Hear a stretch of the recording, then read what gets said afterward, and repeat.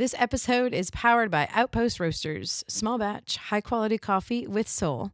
Outpost Roasters in Johnson City specializes in freshly roasted, small batch, ethically sourced, fair trade local coffee. That's what sets them apart from the big guys.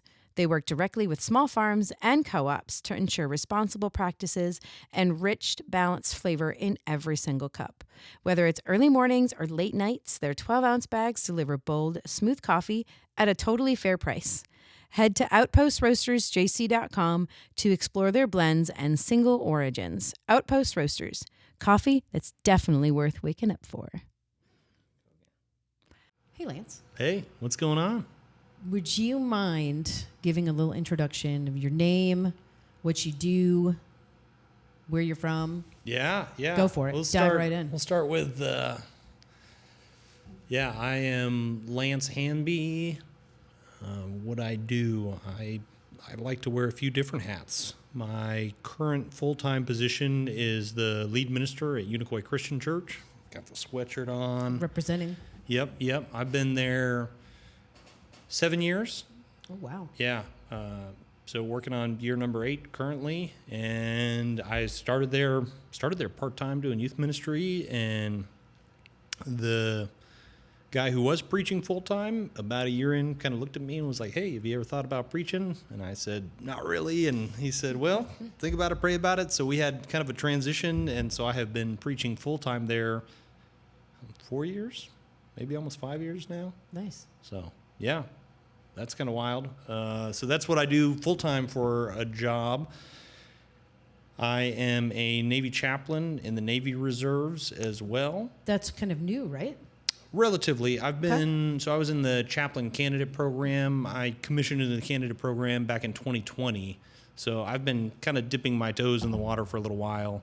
And then just over the last month, superseded to be an actual chaplain in the reserves. And so, yeah, I could share a little bit more about that and kind of what that entails.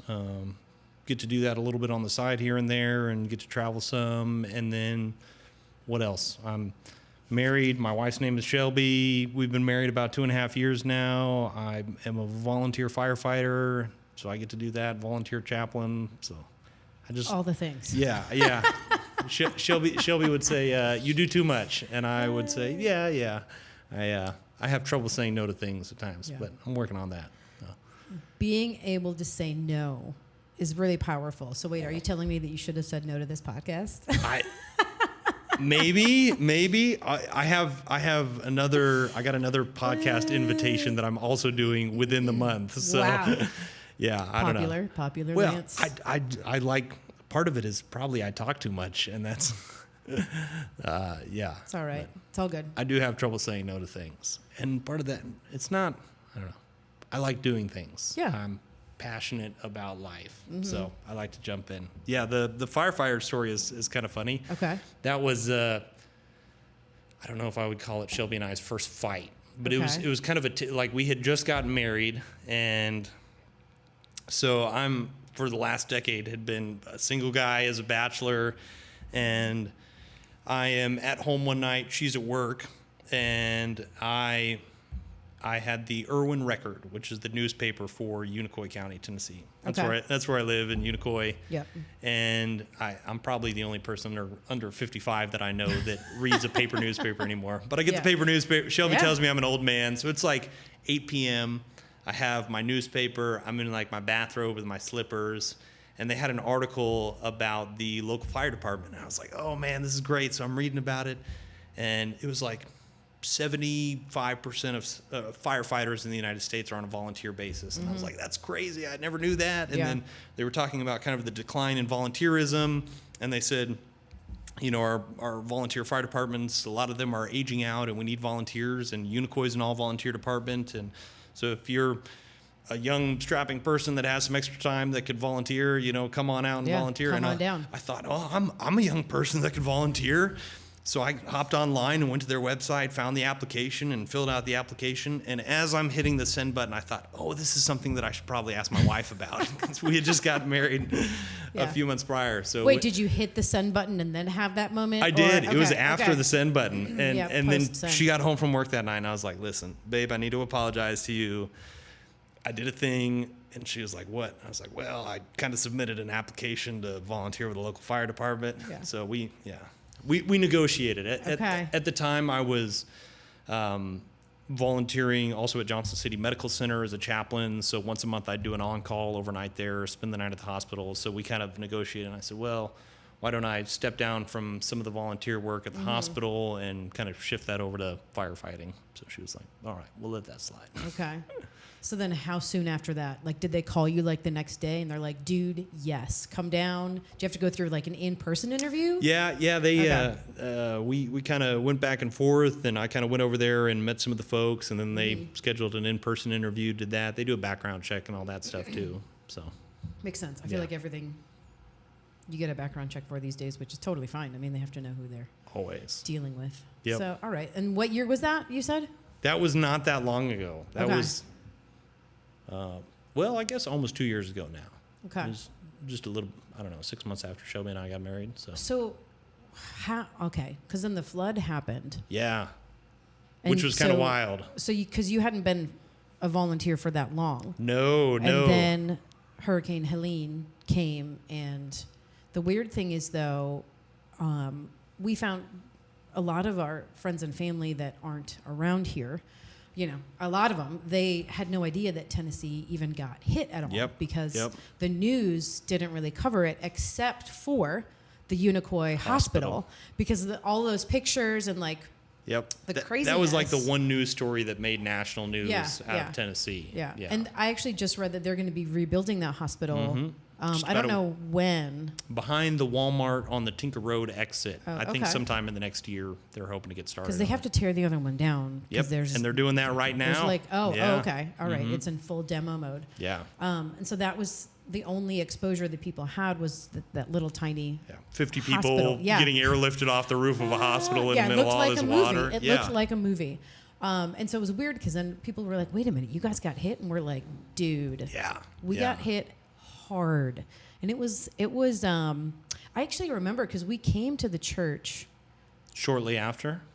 I know, because you guys were doing all those donations. Brian, what did we did something. We had to go to the church. I think, I don't even remember now. It was like pretty close, and you were in the throes of things, and because we were trying to switch back and forth from the volunteer firefighter hat to the pastor hat, running around. It was crazy. Were you called in to help with that right away? Mm-hmm. So let's see. Flood happened September 27th of 2024. Mm-hmm. Yep. And it was at the beginning of 24 that I came on with the fire department. So kind of in the first few months of 2024, I was onboarding with the fire department. Yeah. And then with volunteer departments, they have certain requirements. So you have to do it's a 16-hour training to you have to knock out before they even let you go out on any calls. And then even when you're out on calls with the 16-hour training, you have to be, with an officer. Mm-hmm. So there's certain stipulations to training. So during that time, I had kind of gotten my 16-hour training knocked out. And then I had been out on maybe a handful of calls. Mm-hmm. I could probably count on one hand the amount of calls that I had been out on. And the week of Helene leading up to it, they had probably Wednesday of that week, they had put out kind of word like, hey, we're supposed to get some rain and high winds this weekend. They kind of knew a storm was coming in. Yeah. So they said, if you got a couple extra hours, on Friday, Saturday, that you can go out and run a chainsaw, there's probably going to be some trees down on power lines, clearing roads. So that weekend we had a men's retreat slated for the church at Appalachian Christian Camp for Friday evening, kind of going into Saturday. Mm-hmm.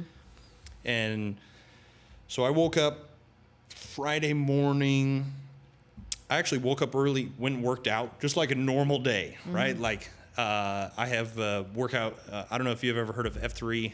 It's a men's workout group. We can talk about that later. Okay. I'd love to talk about F3 a little bit, but cool. There's a free men's workout group, and there's a group of guys that meets in Irwin 3 days a week, Monday, Wednesday, Friday. There's other groups that meet in Johnson City and in the Tri-Cities area. But I went and worked out. We worked out outside in the parking lot. So like we were outside that morning. It was dumping cats and dogs. I mean, it was raining and windy and nasty, but we went out and worked out. Yeah. Well, sometimes that's nice and welcomed when you're working out. Yeah. Because you're hot and sweaty anyways. So I go and work out that morning. I come home, like things are like just like a normal day. Shelby is getting ready. She's got the opening shift. So she's got to be at work at like 9 a.m. So she's getting ready to leave. It's like 8:30 a.m. And right as she's walking out the door, they have a little app on the phone for the first responders that kind of pings you.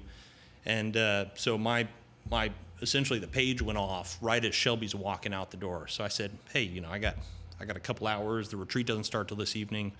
So I said, I can go help with a response. So Shelby leaves for work.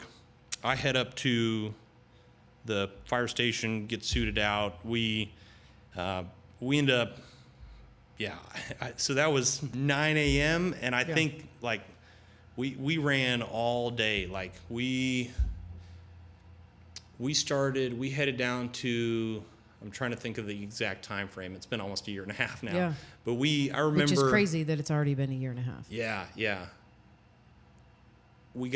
We were in the truck heading down 26 toward Irwin, and I remember we were going fat, like we were hauling, full lights and sirens, and I thought, I feel like something is going on. And at that point, I had no idea that there was any flooding happening. Yeah. Like I had been in Irwin that morning and then back to Unicoi. They're not that far apart. And we got down to the hospital there in Irwin, and there had been first responders there already evacuating the hospital, but by the time we got down there, the water was coming up so fast that the first responders and the last of the patients were already trapped inside the hospital. So they had swiftwater rescue boats and crews down there trying to scramble boats to get over to the hospital at that point while the water's still coming up, and they tried to get a couple of boats out there, and just the current was going so fast they couldn't get boats across to them, and we ended up having to pull back because the water's still coming up. And then at that point the water went over Interstate 26. And were you on 26 at this point, or you had gotten off the exit and you were towards the hospital? So we were off the exit and down the road toward the hospital. And as they're scrambling boats, we're having to slowly pull back just because the water was coming up that quick. And we ended up having to pull back kind of up onto the overpass just to find some high ground. But when the water started coming up over 26, of course, they closed the interstate down, and there's hundreds of cars backed up in either direction. So we started doing kind of evacuation of all the vehicles off the interstate over Jackson Love Bridge, and it was just crazy. I mean, the Riverview Church is right there that got flooded, and it was actively flooding. I mean, you're watching cars and RVs and, you know, every manner of thing that you could imagine just getting torn up and floated down the river past you. Yeah. Just nuts. So when you evacuated people on the highway, does that literally off mean... the highway. Okay.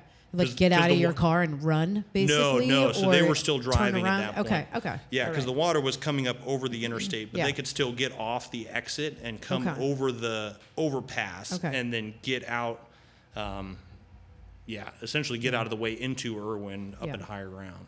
Yeah. The weirdest thing, I think, post flood was to drive, and like you could drive and it would look totally normal, and then all of a sudden 2 seconds down the road it was like literally the end of the world. Like it was crazy, and it was so weird to have that feeling of, oh look, it doesn't even look like what came through here, like in the same sentence. It's like oh my gosh. And then how many roads that were down.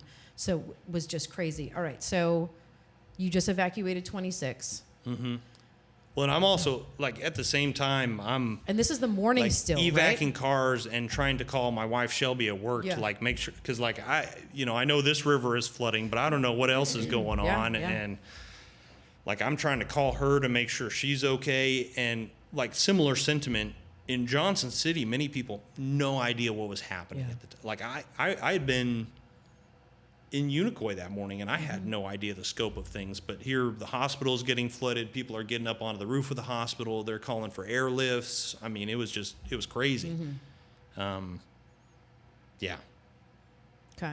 So then you're trying to get a hold of Shelby. Did you get a hold of her? Yep. Okay. Got a hold of, and things were kind of business as usual in Johnson City, just high winds and rain.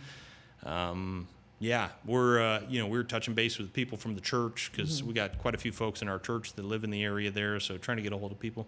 But like you said, it was a lot of people had no idea what was going on. I had somebody from the church was calling me at one point during the course of the day on Friday, because the power was out and asking if I knew when the power would be back on. And I'm thinking to myself, because the power is off, they had no television, so they didn't know what was going on. And so it was like, well, I don't think the power's coming back on anytime soon. Like it might, So then were you in that position the rest of the day? Did you move? Did you guys have to end up leaving that area? Where did you go from there? We went so they had crews doing all manner of things that day. So we were scrambling to do whatever we could do, and part of that meant continuing to run calls because people in houses had trees coming down on the houses, so going to check in on them and chop trees up. There was trees down on power lines, so we're trying to get power lines freed up and roads cleared because there was trees blocking roads, power lines blocking roads. Calls were coming in about folks that needed oxygen tanks, and delivery was getting shut down because of what was happening. So we were, running to different medical facilities to pick up oxygen tanks to deliver to people's houses so that they would have oxygen supply, just all kind of manner of stuff. But we ran, I don't know, it was at 10 or 11 at night before we kind of were back at the station, and they said, hey, go home, get a few hours of sleep, come back first thing in the morning, we'll get back after it again. Yeah. So then you went home and did that. Slept for a couple hours and then right back. Yeah, woke right back up, and then at that point, had the waters receded the next morning already? Because I know that was also fast. It was quick. I think, to my understanding, the waters kept rising all day Friday into the night, and then peaked at about like 2 a.m. from what I understand. Okay. Kind of Saturday morning, and then by the time it was Saturday afternoon, the river was back down to normal levels. Yeah. Which is nuts. Yes. Within a matter of 24 hours. Yeah. All that destruction in 24 hours. Yeah. So then where were you on the second day? Where were you on Saturday? Just running around again? We got some information Friday evening that they were going to be setting up kind of incident command at the middle school in Irwin the next morning. So kind of word went out, meet at this time at Unicoi Middle School. They ended up having the middle school as kind of the incident command, and the high school as the primary shelter down there in Unicoi County. So we got up early the next morning, went and grabbed the trucks, rolled down, and by that time there was not only the crews from our area, but from other areas coming in, people from out of state coming in. And so they started sending groups out. They kind of got a plan put together. So on Saturday, we were delivering food to folks, food and water to people that were still trapped in place with no water, no power. We were still running a variety of calls. It was, just doing a little bit of everything, getting all over. Our department has a couple of toilet trucks. Interesting. Like, when you have a big event or something, you'll pull up a trailer and drop it off that's got a couple toilets in it. And I don't know, I've had a few people ask me about what kind of doing first response that week looked like, and some of the things that I was doing that week were like with the high school acting as the primary shelter and a bunch of people staying over there, and because not only in Unicoi County, not only was the hospital taken out, but the water treatment plant was taken out, the sewer treatment plant was taken out, and some other stuff, the whole industrial park. It was so. No running water, so they had all these toilet trucks, and I spent an entire day, one of the days that week, I spent the whole day just running trailers with, full. Yeah, yep, just running poop. That was the glorious job of first responder, but that's what needed to be done that day, and unloading helicopters that were coming in and bringing in supplies and generators and you name it, just doing a little bit of everything. So, And that went on for days, I'm sure. Weeks, yeah. Well, and then also Saturday, I ran all day I don't know, 15, 16-hour day or something on Friday, and then same thing on Saturday. Then I get home at, I don't know, 11 p.m. or midnight on Saturday night, and then it's like, we're supposed to have church the next morning. So Saturday evening, I was trying to make calls and figure out, well, we're not going to just like do a normal church, but I still think it'd probably be good for us to get together and just kind of do a head count in some sense, make sure that everybody's okay, see if anybody needs anything, and then figure out kind of how we can respond as a church. So we ended up, Sunday morning, we still gathered together as a church, and I had a sermon written earlier that week. I just kind of tossed it in the trash. Because I was like, this is not going to be it. We just circled up a few pews. We prayed, took communion together, spent a little bit more time in prayer, and then said, what are we going to do? And so that Sunday morning, we opened up all of our buildings and facilities. And then from there, we were sending out teams of guys from the church, because we still had people who were in our congregation, connected to our congregation, that were trapped in place, couldn't get out of their houses, had no power, no water. So we had crews of guys out from the church that Sunday afternoon that were, removing power lines and getting trees cut out, getting people kind of freed up so that they could travel, and taking supplies to people. And then by Sunday evening, we were already receiving first waves of donations coming into the church. What was the name of the organization that you guys ended up partnering with? Which one? There was a bunch of them. There was more than one? Oh, tons. Okay. Tons. Because you guys kind of became a hub in the area for donations. Oh, yeah. And I remember the other building that you have on property, you ended up opening. Hall. Yeah, you ended up opening up the hall, and it was literally donations. And when we came there, there was people there cleaning and organizing and trying to go through all the things. And there was like pallets. You guys had pallets outside of things too, because you were like overflowing with awesome. And we weren't the only church doing that. I mean, it was amazing, the outpouring of donations and things that people had. I think in that first week, I remember seeing some of the lists coming out of kind of collection and distribution centers for supplies and stuff. And there was about a dozen different places that had opened up for that in Unicoi County, and like 10 out of the 12 were local churches. And part of the reason we initially opened up too was because, like I said, we had, half of the people in our church were out of power, and the power actually got turned back on in the town of, so they typically start in kind of the more populated areas and then move out from there when they're working on the power grid. So the power came back on at the church pretty early on. So part of the reason we opened up was so people could come charge cell phones and, come get a case of water and, some food. And but yeah, the donations just came pouring in. And we had our facilities open 12 hours a day, 6 days a week, week in, week out for weeks. And we had churches from Johnson City that were sending volunteers that were essentially, because we're not a very big church. We're kind of a small church out there. We average about 40 people on a Sunday morning. So we had all kinds of people from other groups and from out of state that came rolling in. Appalachian Christian Camp, that's only like 5 minutes from the church, they housed a ton of people.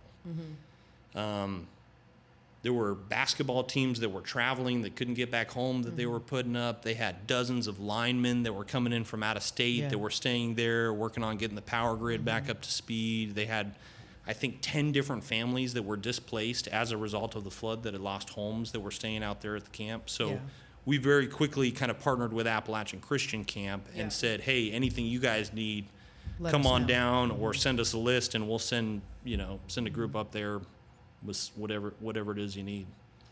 So did your duties just for weeks? It was like 12, 16-hour days, and then preaching on Sundays, and then just getting right back to it Monday?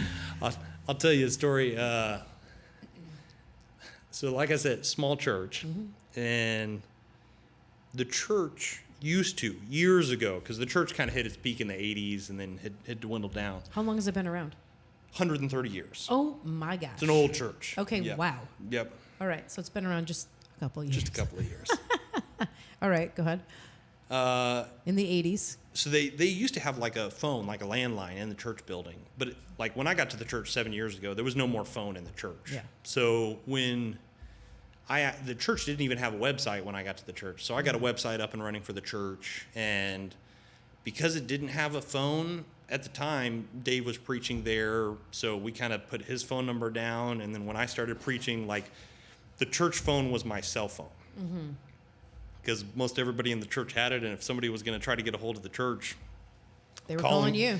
Yeah, they were going to call me. And very quickly, in that first week after the flood, there was several kind of back-to-back days where I was doing 60, 70, 80 plus phone calls a day. Oh my gosh. And Shelby pulled me aside one evening and goes, go to Walmart right now and buy a track phone and put some minutes on it, and that's going to be the new church phone, because you need some kind of a separation here, and have somebody who's running the front desk at the fellowship hall with the collection and distribution center answer some calls for you, because that's unsustainable. Yeah, for sure. Yeah. Did you end up getting a landline in the long run too? We have a church, it's a cell phone. Okay. Yeah. All right. And I have a great volunteer with the church now that has the cell phone, and she fields the calls, and if she gets one that needs to go through me, she'll give me a call. Well, that's great then. Beautiful. Thank you, Shelby. If you're watching this, it's giving you a shout out. All right. So how long till things started calming down for you post-flood? Months. Yeah. Yeah.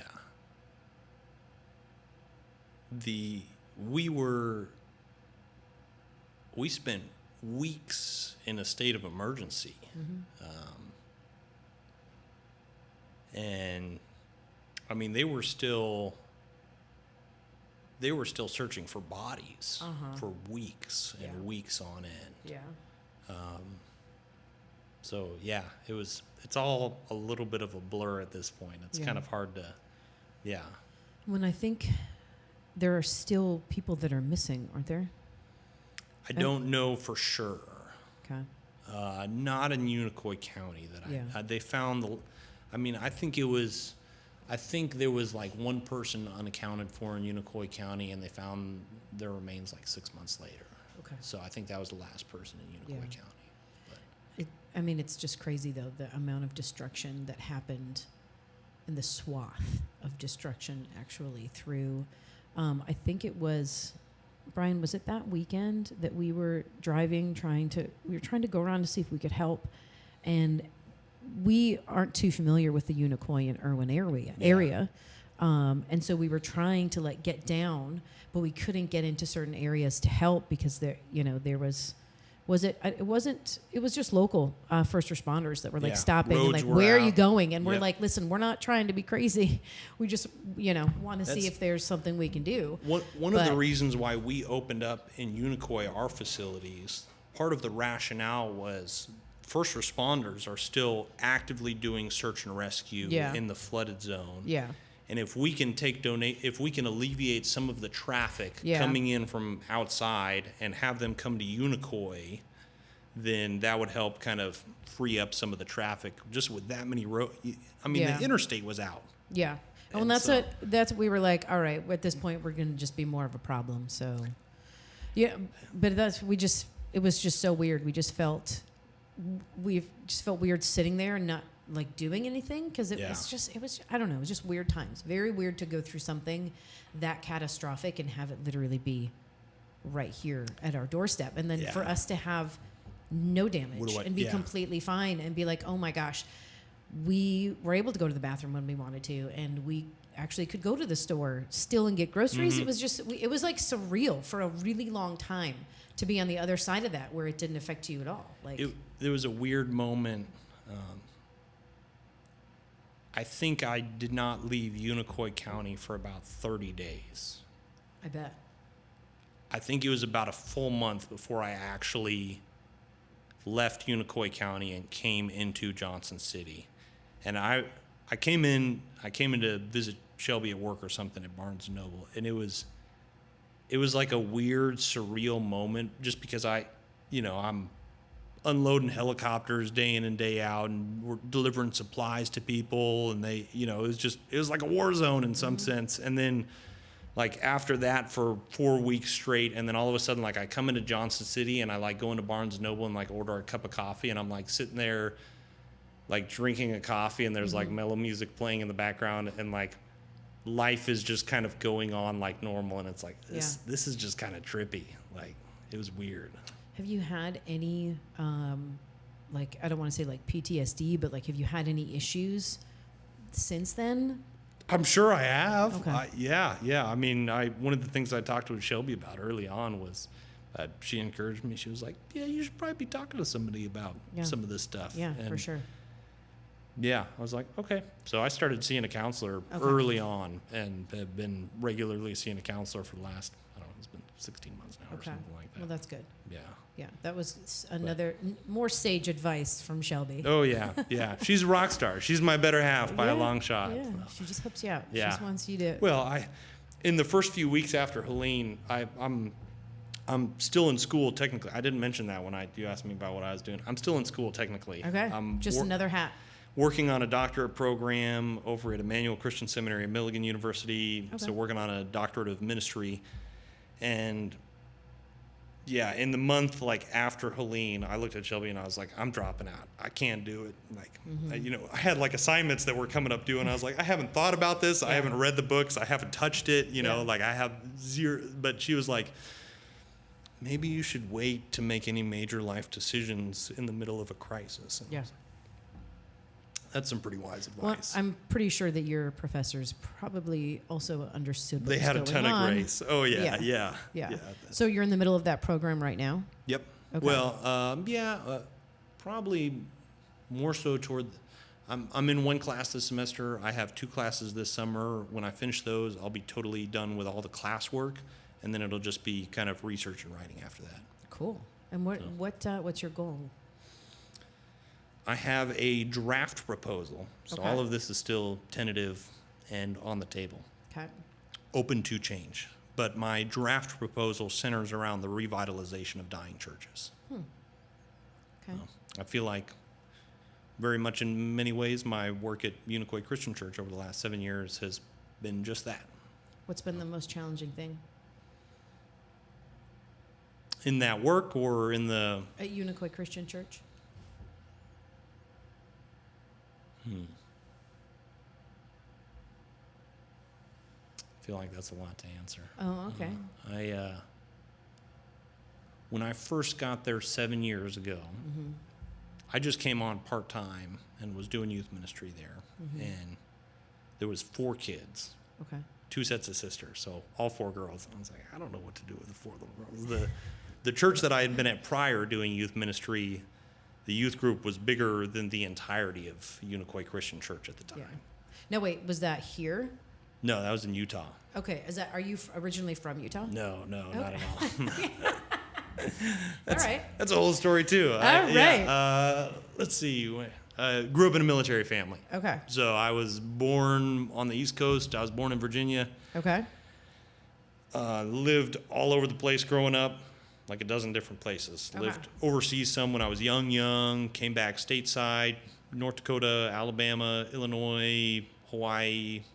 Oh, man, Hawaii. It was you rough. Just lost Brian at Hawaii.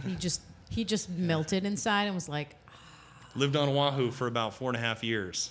Hickam Air Force Base. Wow. 14 Julian Avenue. I still remember the address. I don't know why I remember that. But yeah. Sometimes that stuff just sticks with you. The house we were at there... on Hickam Air Force Base, you could look through the kitchen window and see the channel that goes into Pearl Harbor. And so when the aircraft carriers or destroyers would be coming in or out of the harbor, you could look out the kitchen window and just see these massive ships coming in or out. I bet that was cool. Wild. Yeah. All right. So after Hawaii, sorry, go ahead. Hawaii was my dad's last duty station, and he retired. Okay.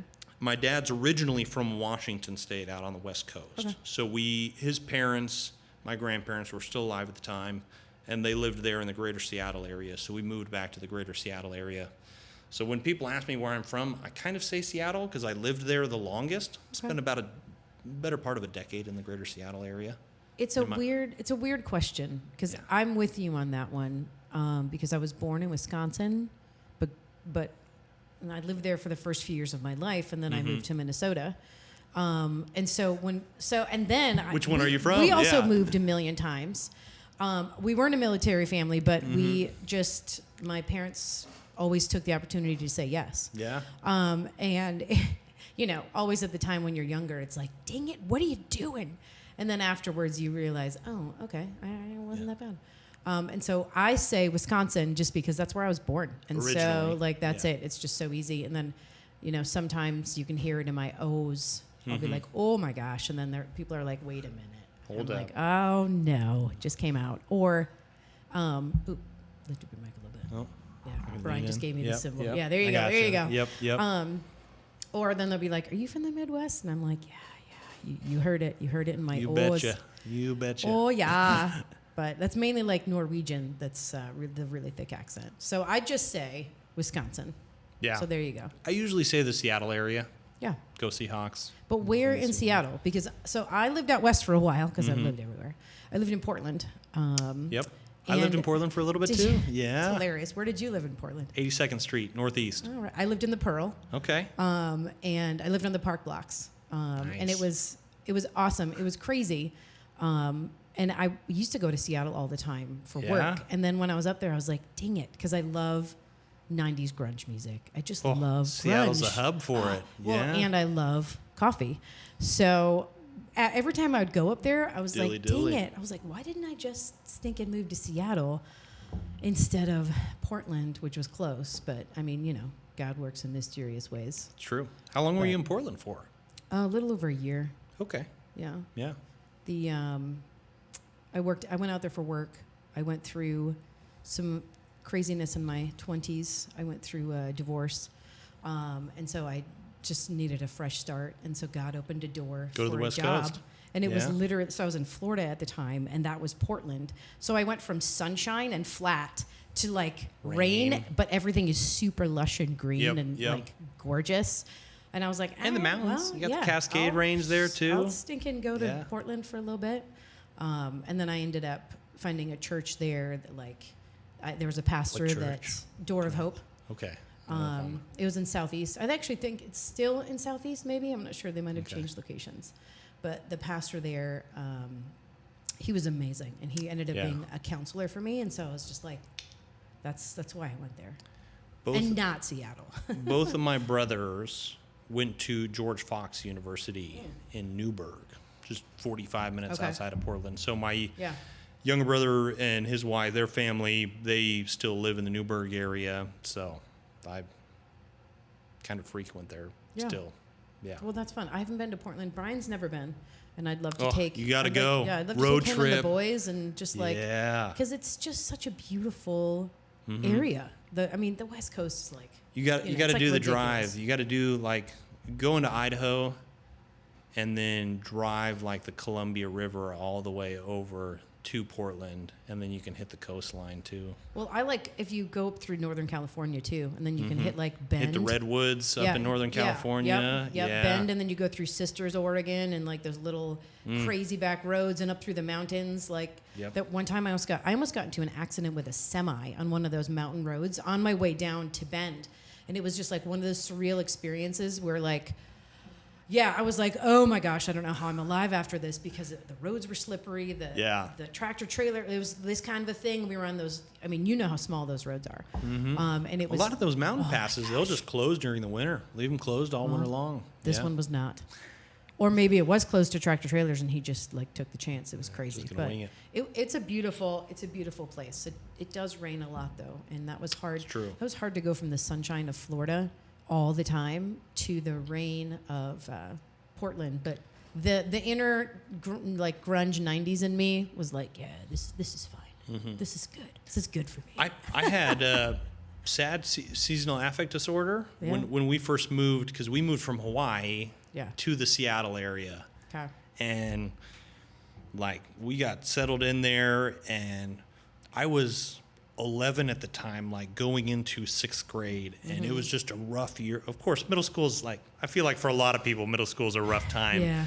But it was a rough, and I'd come home from school and cry and be I just hate my life. And my parents are I feel like this is a little more than just, and so we ended up going to a doctor, and they were well, have you tried, you guys moved here from Hawaii, there may be a little bit of a deficit. Have you tried giving them some vitamin D? Yeah. And they tried it, and I was like, I'm back. Yeah. I'm back. Wow. Yeah. So vitamin D did it for you. It's really important. Do you still take it to this day? Because you should. I do a multivitamin Okay. these days. All right. Yeah. All right.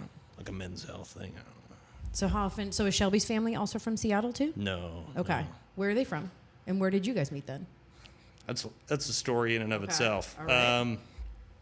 She was born in California. Okay. They transitioned to Idaho. So she was raised in Boise, Idaho. We met in 2012. We were both incoming freshmen to Boise Bible College. Okay. And that was a little bit of a wild time because I got kicked out of my freshman year of college. Okay. I got expelled. Apparently, when you party at a Bible college and they have a code of conduct, they don't think too highly of that. They generally frowned upon. Yeah. I was going to say Bible college and say we had a wild time. I Definitely. had is a an wild interesting time. For sentence. most everybody Yeah. else, it was a whole lot more mellow. So, it was I was actually the freshman class president too. Oh wow. So it was So like that a double. stung the school a little bit man. more. Yeah. But when I say we met, like we knew of each other, but we probably never spoke more than like 5 sentences to each other out in Boise. I ran around for a few years. That's a whole story in and of itself. Bounced around, worked some different jobs, rehab, the whole 9 yards. I ended up coming back, and she moved out to Tennessee a year before I did to attend seminary at Emmanuel. And I didn't even know that she had come out here. I think just as I was transitioning out, somebody had mentioned that she had come out here. So I moved to Tennessee a year after she did, and then we kind of reconnected, had a couple classes together, and so kind of a wild story. The way I like to tell the story is I had to chase her 2,000 miles across the country just to get a date, and then she'll shake her head and go, "That's not really true, though." So Well, that's all right. it makes for a great story, though. Yeah, it's a great story. Yeah. So then you asked her on a date, and then the rest is history. Mm-hmm. I invited her to come to a middle school boys YMCA basketball game with me. Okay. And That she wasn't said our yes. first official date, but Okay. that was like my first official ask. Okay. And then at the end of that night, I was like, "You think I could take you out to dinner sometime?" Took her to Cheddar's, Johnson City. Yeah. Nice. Cool. Well, I mean, that was just a few years ago. Not long so ago. that's. Well, we dated for 3 years before we got married. Okay. So this is 5.5 years Yeah. ago, something like that. Yeah. Well, that's fun. So then, did she end up graduating from there as well? Is she also? Okay. Nah. All right. Yeah, she got promoted at Starbucks and loved what she was doing and goes, "I'm just going to focus on work." So Yeah. yeah, So she loves coffee probably as much as I do. she is about the coffee life. Yeah. So how does she drink it though? What's her preferred? You would have to ask her that question. Okay. Oh, all because right. I have really tried to like up my coffee game Yeah. since we've been married. And it's hard when you're married to somebody who's been like a professional barista for X amount of years. And yeah, it's like anytime I ever make her coffee, she'll like take a sip and you can see it in her face. She goes, This is "It's good. It's good." You know? Good So, job. yeah. I'm a very basic kind of coffee guy. So you just drink it black?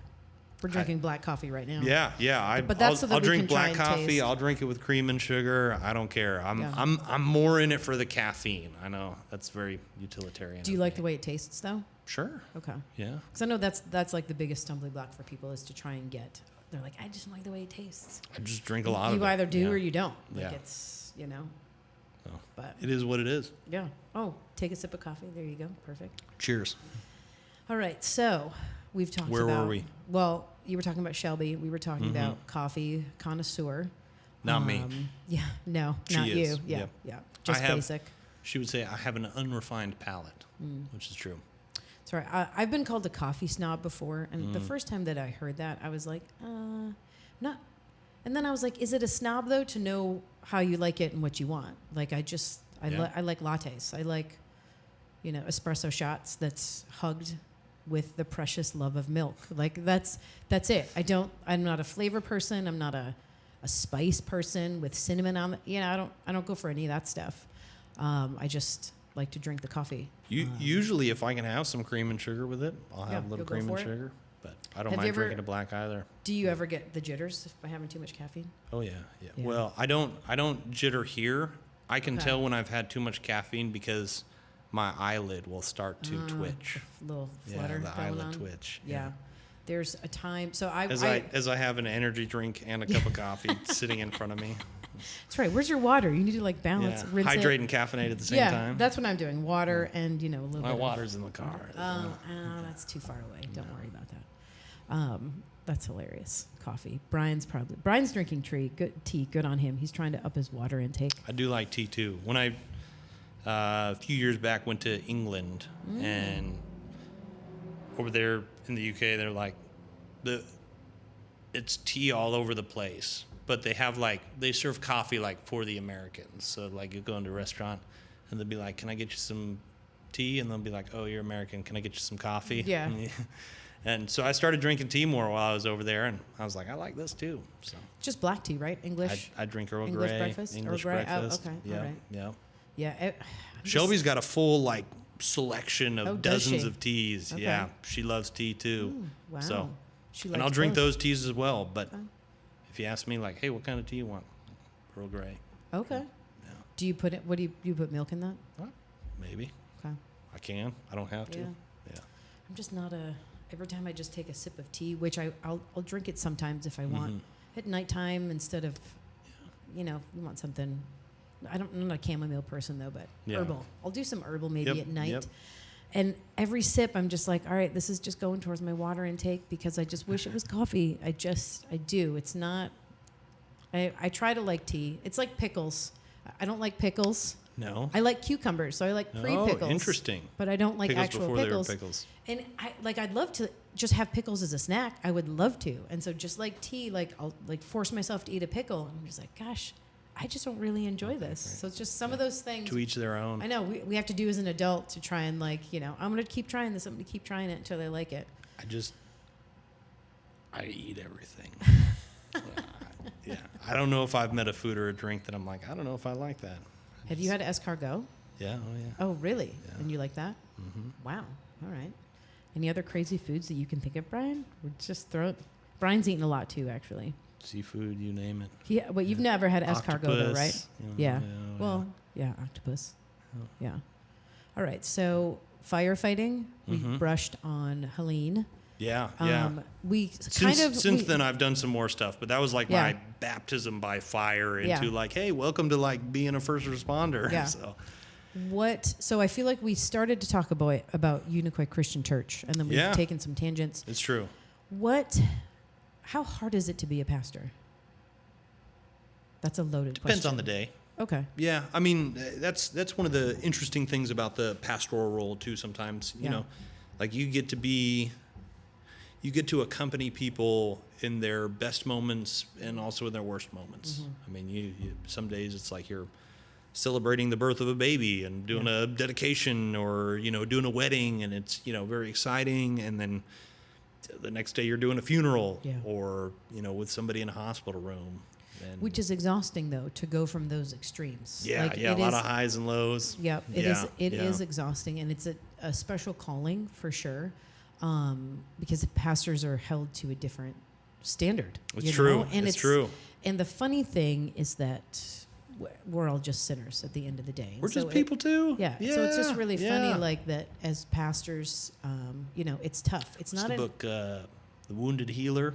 I think it's Henry Nouwen, maybe. Yeah. It's a really good one. Yeah. I actually remember my pastor at Door of Hope, Pastor Josh White. He used to talk about that book, and then he had a song. There was two that was Wounded Healer, so our band, Golden Vanity, back in the day. Yep. Our first album. Well, actually, no. The originator for the name of this podcast. On our little, CD. When you open up the CD. I know what those are. Yeah. In like one of the little areas on the binding, sometimes you have like if band has a catchphrase, and so ours was wounded music for wounded people, because like that's what we are, and it's just so funny because like we're all there. Oh, yeah. We're all the exact same. We're all wounded. Yeah. And we just wear our wounds differently. But yeah, so that's funny that you just said wounded healer, because then I just, you know, how my brain went to boop, boop, boop, boop, wounded music for wounded people. And so hence, yes. Yeah. So out of the band name spawned the name for this podcast. Yes. So the Golden Vanity was a folk song back in the day. Okay. And it's like your epitome sad story. Are any folk songs happy, number one? Probably not. They're all pretty kind of depressing, like the old ones. So this story is about a cabin boy on a ship. Okay. And in the folk song, he's the age of 12 and 3. Because, you know, folk songs weave that story. So he's 15. Yep. And he falls in love with the captain's daughter. And the captain's like, you're a cabin boy. This is the captain's daughter. It's not going to happen. No. So he keeps repeatedly, I'm in love with Classic you. trope. Yeah. I'm in love with your daughter. I'm in love with your daughter. And the captain's like, oh, okay. Well, our Turkish enemy is over there. So if you jump in the water and drill holes in the side of his boat and sink the Turkish enemy, I'll give you the hand of my daughter in marriage. And so the cabin boy's This is like, quite the song. he's like, heck yes, I'm going to stink and go. Down. So he goes and he, drills holes in the side of the boat. The boat sinks, and he comes back to the ship, the Golden Vanity, and he's like, pull me up.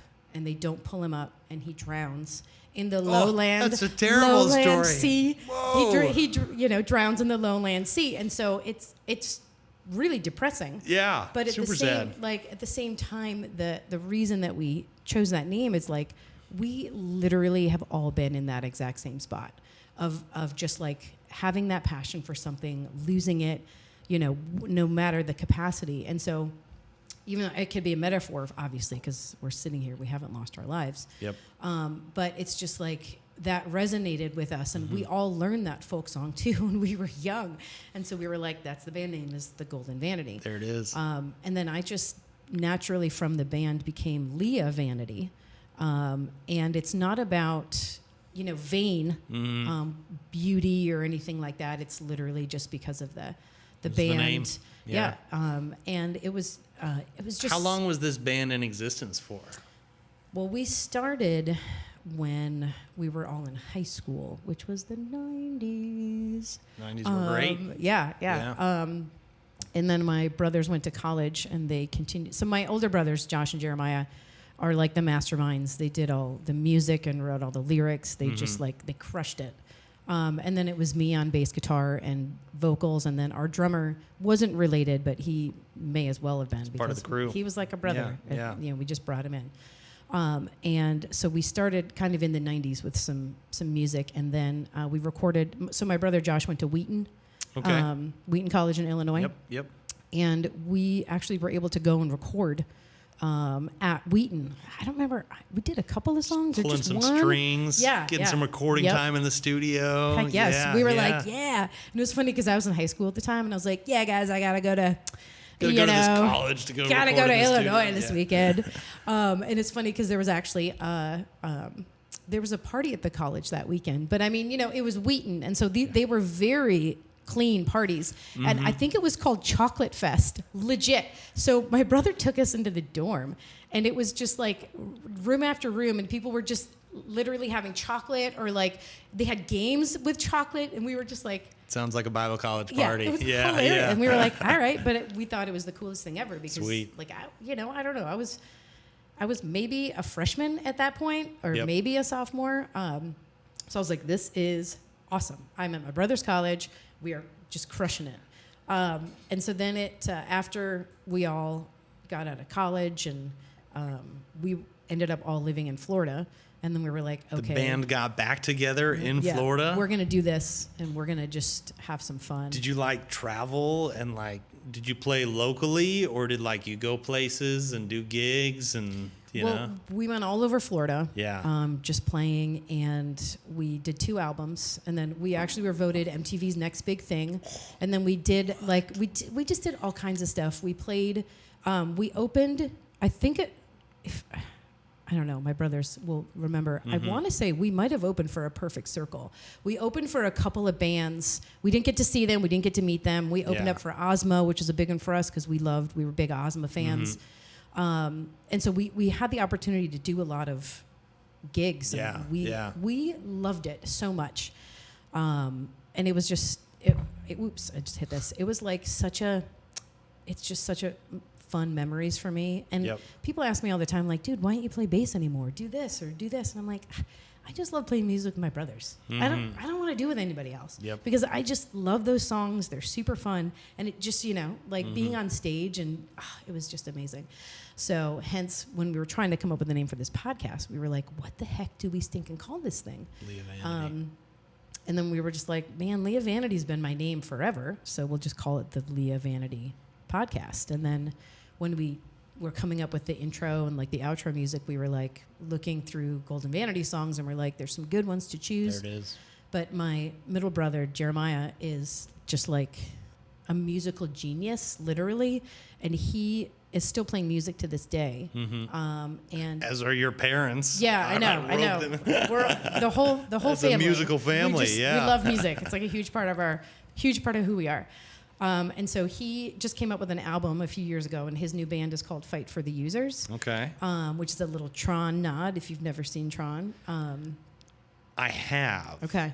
The old one and the new one. Oh, I was going to say the OG? Yeah. Okay. Both. All right. But, yeah. well, both of my brothers, I don't want to mischaracterize my brothers here if they watch this. My older brother is a little bit of a nerd, so he was a big Tron guy. So when he came out in theaters, he had me like watch the OG Tron, and then. Yeah. But I don't. That was a while back. That's okay. Yeah. And so he completely wrote, produced, and played every instrument and sang on this album, Fight for the Users. Okay. And his release is called Bag of Bones, and it crushed it. Yeah. It is like an amazing part. song.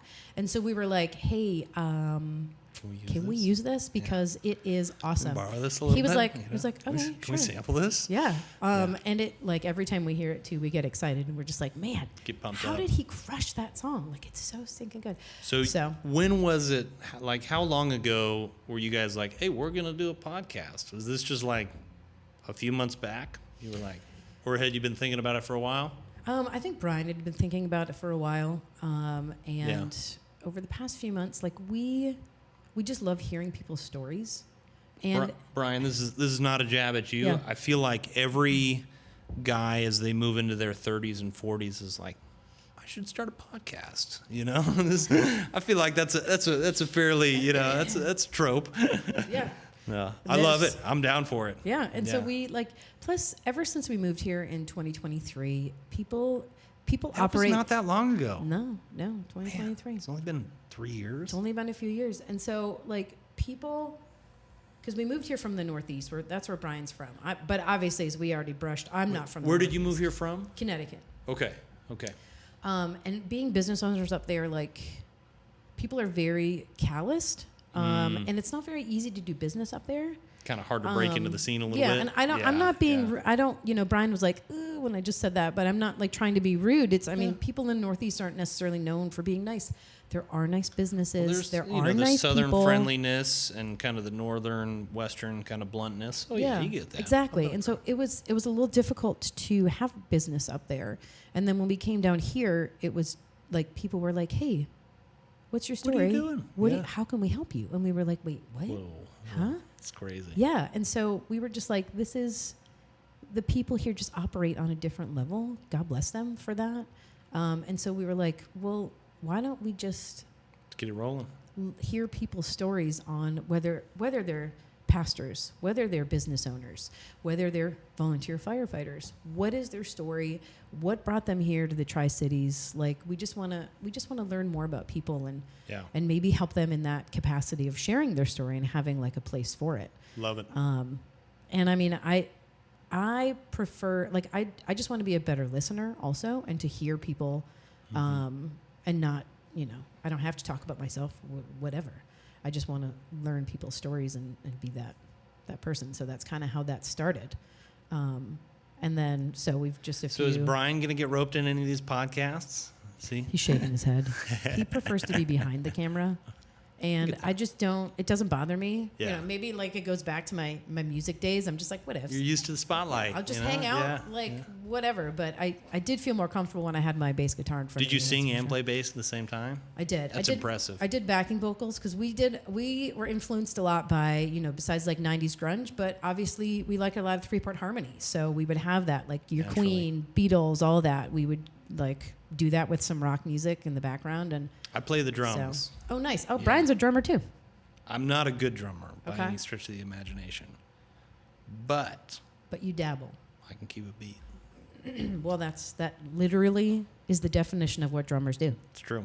Yeah. Yeah. Yeah. My mom is a classically trained musician, and she actually got her master's degree in conducting. Oh, wow. So we grew up listening to Bach and Beethoven and Mozart in the car. Ditto. And, yeah, I know your parents, whenever I first told them this, they were like, what? Yeah. We like that? You know? Yeah. And my mom, for the longest time as I was growing up, thought I was tone deaf, as opposed to my brothers. Like, my older brother is a phenomenal singer. He sang in the choir for his college there at George Fox, and they traveled around and did the, you know, choral performances and stuff. My mom still does some conducting and sings in a choir, and she's just an accomplished instrumentalist and musician. Yeah. And like growing up, she was like our middle child. I don't know what gene missed him, but like the man cannot match a pitch for his life. And so my parents told my brothers and I have 2 brothers, one older, one younger. I'm the perfect middle child. They said, when you hit 3rd grade, we'll let you pick an instrument and we will pay for lessons for that instrument. Wow. So my older brother hits 3rd grade and he goes, I'd like to try to play the classical guitar. And my parents go, what a beautiful thing. Yeah. Get you some lessons, you know. Play the song Classical Gas. That's then a great I hit song. 3rd grade and I'm like, I want to play, like, I'm thinking like Muppets Animal. Like, I want to play the drums. You know, my parents are like, what kind of a mistake have we just made? Drums, the loudest, biggest instrument. Yeah. So like as a 3rd grader, we were living in Hawaii at the time. Yeah. And there was a percussion studio, the Chuck James Drum Studio. Okay. In downtown Waikiki. And that's where they took me for drum lessons. So I learned kind of classic, like I learned how to read music first, like sheet music, drum music. So I played in band all the way through middle school, through high school, and could just about sight read anything they threw at us pretty flawlessly. But then, like, I've dabbled with a couple of different bands here and there, worship bands and stuff at churches too. And it was always interesting to me because I learned how to play the drums reading sheet music. And then, of course, for like, you get thrown into a worship team and they're like, oh, here's a trap set, jump on it and play. And it's, you just want me to like improv, like no music. I mean, you're just playing by ear all the time, which was not what I did when I learned how to play drums. So I can do that. I'm not phenomenal by any stretch of the imagination. And I haven't played regularly for a long time. Yeah. But I God bless you for that. I can't wrap my head around the rhythm. I can't get my hands and my feet to do something different. I can't sing and play at the same time. That's a skill. Yeah. Well, I mean, I came from a musical background too. Yeah. And then my younger brother was like, I want to play the violin. I was like, man, that's Is dainty. he still playing? Well, at a certain point, they said, your hands are getting so big, we should transition you to cello. So now he plays the cello. Oh, okay. Well, that's cool. Yeah. Violin's one of those instruments, like, it would have been cool to play the violin.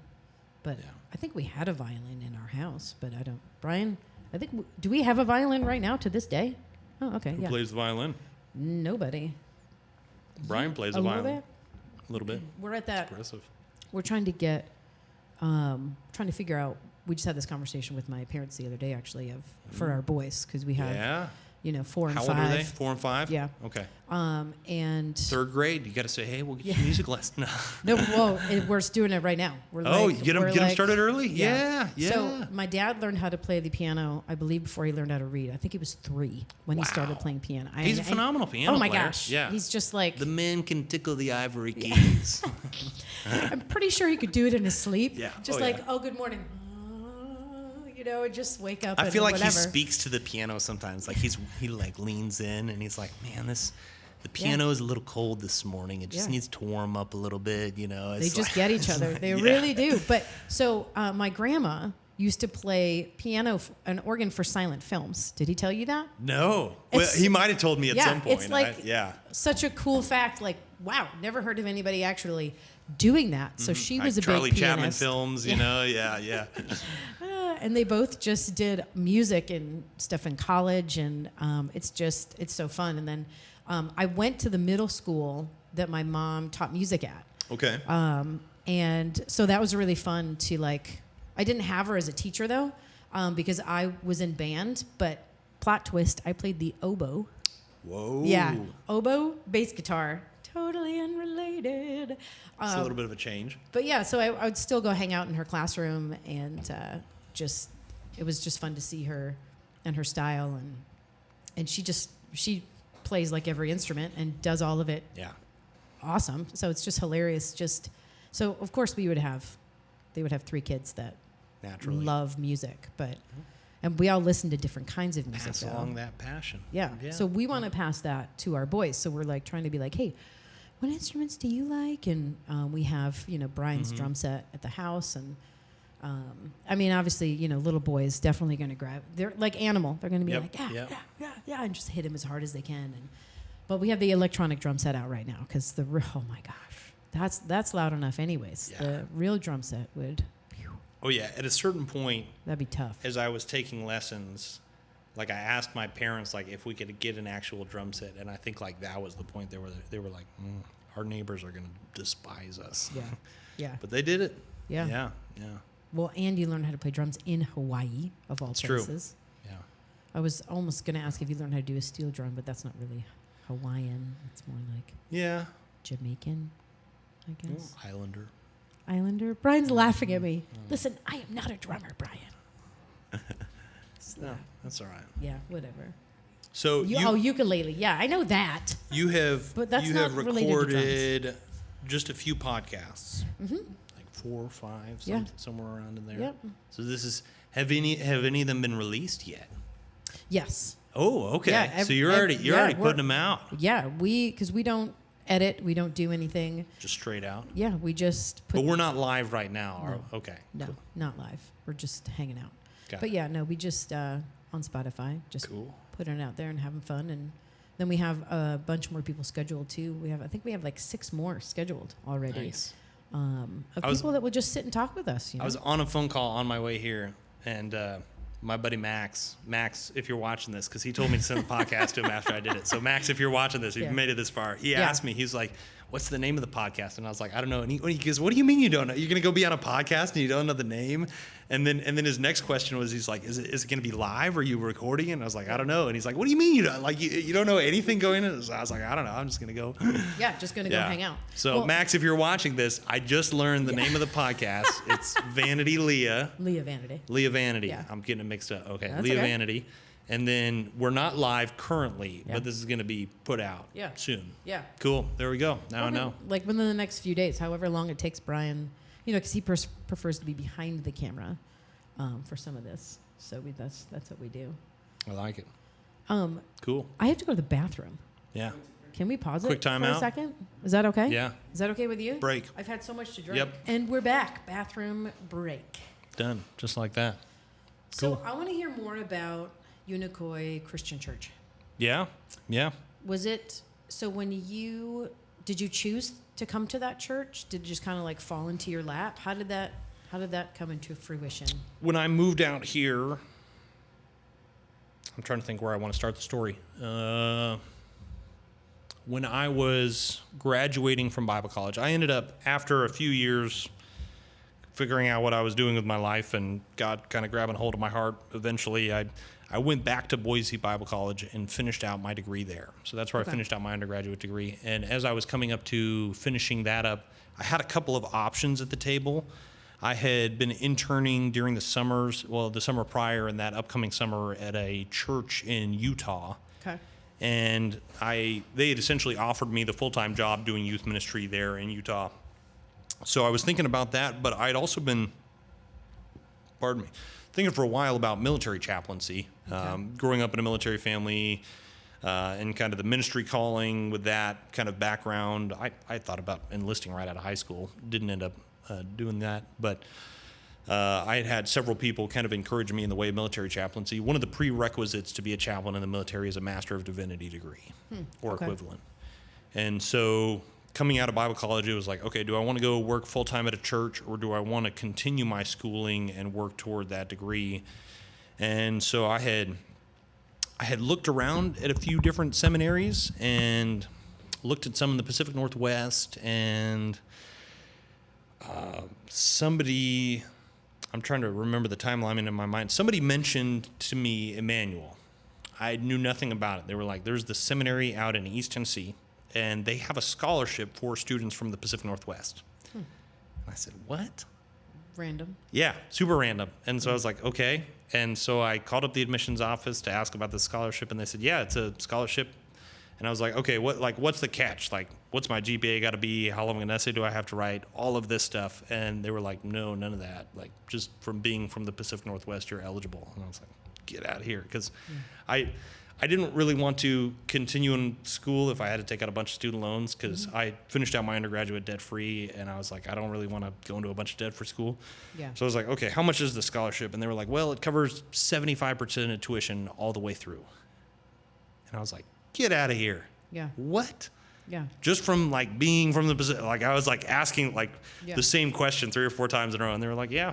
So I was like, that sounds like a pretty good gig. So I packed everything I owned in the world in the back of a 2-door Honda Civic and moved out to East Tennessee, sight unseen. Yeah. Yeah, got accepted. And I finished out my undergraduate. I got ordained at the church that I had been interning at there in Boise, went and worked through the summer at the church in Salt Lake, and then at the end of the summer, fall of 2018, moved out here to Tennessee. Okay. Some of the advice that I had gotten from some mentors in my life, they said, hey, one of the things that you should do while you're going to seminary is also be working at a church at the same time, just so that you can be getting practical experience and the stuff that you're learning in the classroom, like you have a spot where you're kind of meshing that together. I thought that's some wise counsel. So I moved out here. It was September or August of 2018, and the first week that I got here, I moved into the on-campus graduate housing at the Village over at Milligan University, kind of near Emmanuel. And I got an email that the college was looking for dishwashers. And I thought, well, I'm going to need a job in the meantime. And I walked over, and it's so funny. I've worked in some places washing dishes before. But I took a resume with me and like had a tie on and stuff because they had like scheduled an interview time. And I walked in and like handed the guy my resume, and he literally hands it back to me and he goes, "This is a dishwashing job. You have 2 hands." Okay. So like I got a job washing dishes on the undergraduate side in the cafeteria at Milligan. And then at the same time, Milligan University, it was Milligan College at the time, they have an online portion of their website that's a ministry listing site where they list out churches, nonprofits, all the churches, not just in our area, but regionally and out of state that are hiring. So I got on their ministry listing site, and it was probably a couple hundred listings. And so I spent several hours kind of just going listing by listing. A lot of the places I didn't know, so I'm just like looking up, like what's that near, And I come across this listing for Unicoi Christian Church. And I thought, what's a Unicoi? Yeah. It's like unicorn. I don't know. Yeah. So I plug it into my phone and I Google it, and it's 15 minutes from the school. And they're hiring for a part-time youth/associate position. And I was like, well, I've been doing youth ministry. Like, I can do that. So I sent them an email and said, hey, because some of the listings, they'll hire somebody, but the listing will still be listed. I said, hey, is this position still open? Are you guys still hiring for this? This is the first week that I moved here to Tennessee. Within 24 hours, I get an email back that says, yes, the position is still open. Come and worship with us on Sunday if you want to come up. So the second Sunday that I was here in East Tennessee, I show up to Unicoi Christian Church, worship with them, start to meet some people. They invited me back for an interview. I go through an interview process with them. They offer me the job. I asked for a couple weeks to think and pray about it, and got hired on within a month of being in East Tennessee. Did you end up working the dishwasher job too? Yeah. Okay. Yeah. All right. Yeah. Absolutely. Yeah. So, make a little extra money. Yeah, for sure. And I got food out of the cafeteria, so that was not a bad gig. Yeah. Especially when you're a college student, that's perfect. It's true. Now, when I got hired on at the church, the guy who was preaching at the time, Dave, he was not living in the parsonage. He and his wife have a house in the area. And so the parsonage was open. So like as they were hiring me on, they were like, "Do you want to live in the parsonage?" And I was like, "Man, that's a lot really quick." Yeah. And I was like, I don't know if I like, Yeah. I told them, I was like, first of all, like, I don't know if you guys like me that much, and I don't know if I like you that much. Like, we just met. Yeah. And I don't know if I want my housing to be that closely tied in with my job. So I said, how's this? I'm in a lease already at the Milligan Village for 9 months. Let me honor my lease there, finish out the 9 months.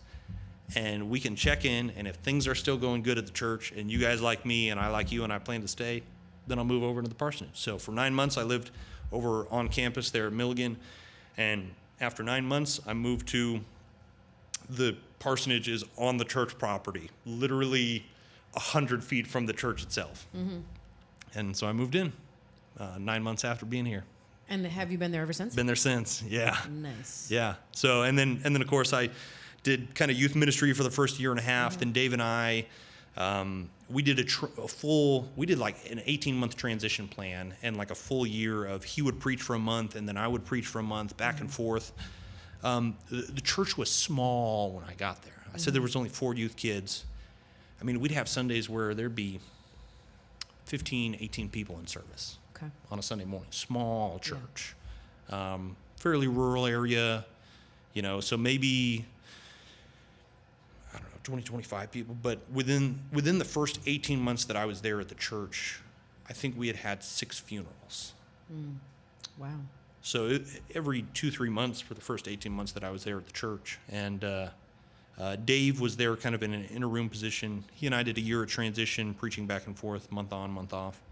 And then he essentially, and I don't know, I'll give Dave a shout out on this. I mean, it's probably one of the best kind of ministry models that I've seen. He essentially worked himself out of a job to let me kind of step into that role, preaching full time, which I think needs to happen in a lot more at a lot of different churches. And it doesn't necessarily happen.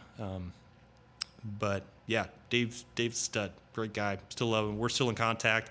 In fact, does he still live here? He's preaching full time still. Oh no way. He was retired and then he came out of retirement to go to Unicoi Christian, and then he retired again, and now he's preaching full time over at Valley Forge Christian Church.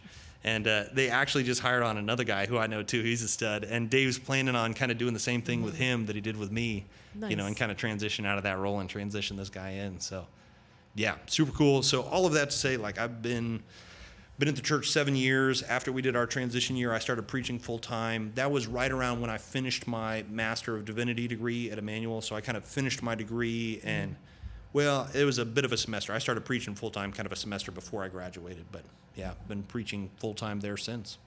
And can people watch online and stuff too, or they can come in person? Where is the church? We actually started live streaming before COVID hit, which was kind of wild. Yeah. That happened. It's a pretty low key live stream setup, but right now we are live streaming to Facebook every week. I'm working on live streaming to Facebook and YouTube at the same time. Okay. So that's the plan. The church itself is located in the town of Unicoi, UNI-COI.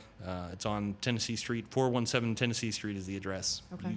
You can go to the website, UnicoiChristianChurch.com. What time are the services? One service, 11 a.m. Okay. Yeah, so it's a little bit later in the morning. You can sleep in, not a bad gig. Yep, you can see my parents do the music. That's right. Brian and Joan rocking out up there on the stage. Me playing the drums in the background. Yeah. Roped them into it too. So that's been a whole lot of fun. Love having them around. They're great. Yeah. Great to work with. They just love. They like hanging out. They seem to like hanging out with me. Yeah, I love hanging out with them. Yeah. They love the church. They just love doing music. Anything they can do, especially together. Like, music is their jam, and that's definitely how they love to, just witness to people and just be there. And they do a great job of it. Yeah. They're fun. incredible. Yeah. But the church it's been just kind of amazing watching God work over the last 6-7 years. In many ways, and I don't say this lightly, in many ways it was a dying church. Okay.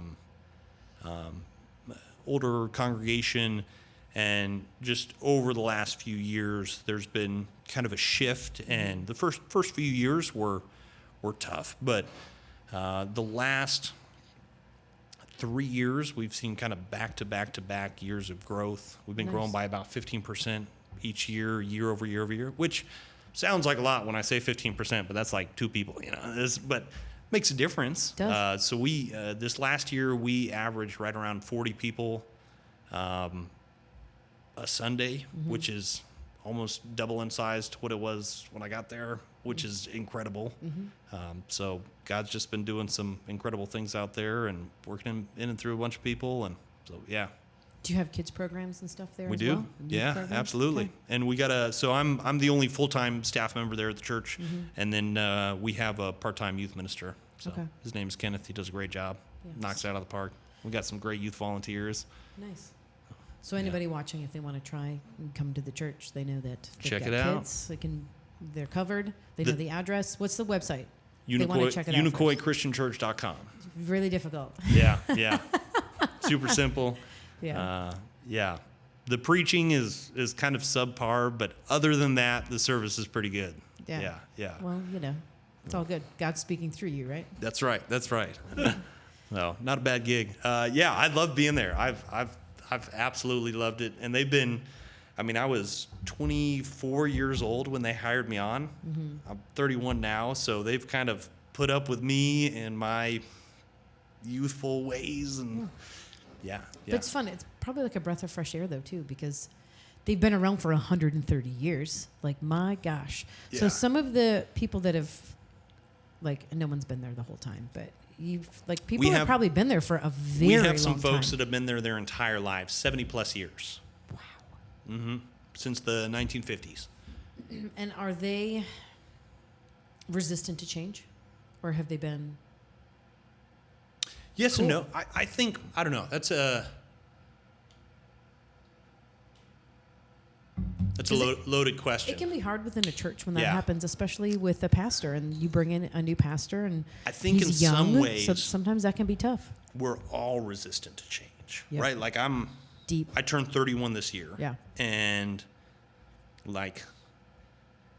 I have noticed, I'm not doing youth ministry full time anymore, but I've noticed, even with the shifts in technology that are happening, it's like, man, do I really want to learn that new operating system? Nope, I'm going to stick with this one, because I know what it is. And so even at a young age, I'm already starting to see some of that myself. So yeah, I think part of that is just a discipleship process for all of us, going man, what does it look like to move forward together in unity, pursuing Christ, and how can we do that in love and in humility and in grace? And I was just having this conversation earlier today. You think about the worship wars in the 90s and contemporary Christian music versus hymns and things of this nature, and it's like, man, what a discipleship opportunity.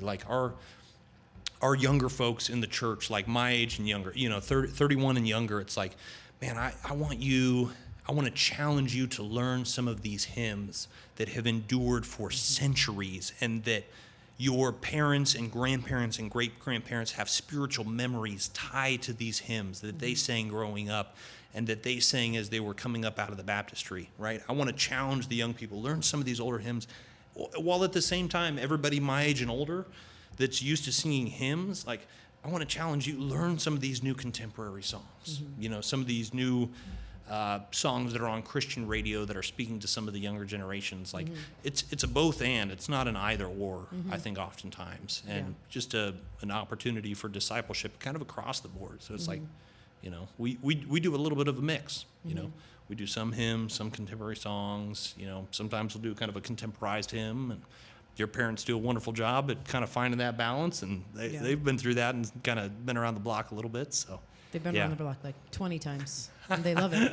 And they just continue to go with the times, though, in terms of the music. What do you think the biggest challenge for churches is right now in 2026? For churches at large, navigating. Do you want to narrow that down a little bit at all? I'm trying to think. Churches here in the United States, or I don't know if I'm any kind of authority to be speaking about churches at large. Yeah. I think globally, to my current understanding, Christianity in North America is on a similar decline pattern that Europe was on over the last 4 or 5 decades. And global Christianity is no longer centered in the global North and the global West, but is rapidly outpacing that in the global South and the global East, right? Fastest growing church, biggest Christian church in the world is in Seoul, South Korea, I think. You know, the church in China is growing like crazy, the church in South America. And so, I don't know, in many ways, I think our country here in the United States is moving into kind of very post-Christian times. And so the churches, in many ways, I think around me that I see are kind of grappling with what that looks like. And a lot of the reaction to that I see as kind of a very much of the circling of the wagons. You know, like we need to hold on to this and, keep the purity of, coming together and, shunning everything else. And I don't think that's the right response.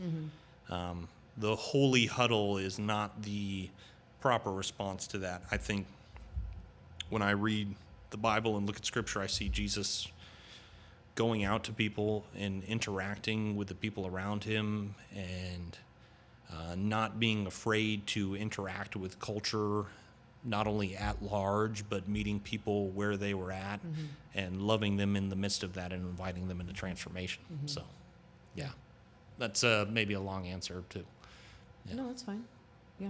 It's weird growing up in churches. It's weird to see the shift that has happened, well, especially with music, because that definitely seems to be a big thing with churches trying to, like you said, get the younger crowds and trying to do some of those things. And so they're kind of changing to try and be, quote unquote, cooler, or to try and make it seem like a concert or like this is going to be a cool place for the young people. And I think that there's some things that get lost in translation along the way with that. It's been interesting, though, to see that shift because there's contemporary music has been around for a long time. I mean, it was very popular in the 90s. Yep.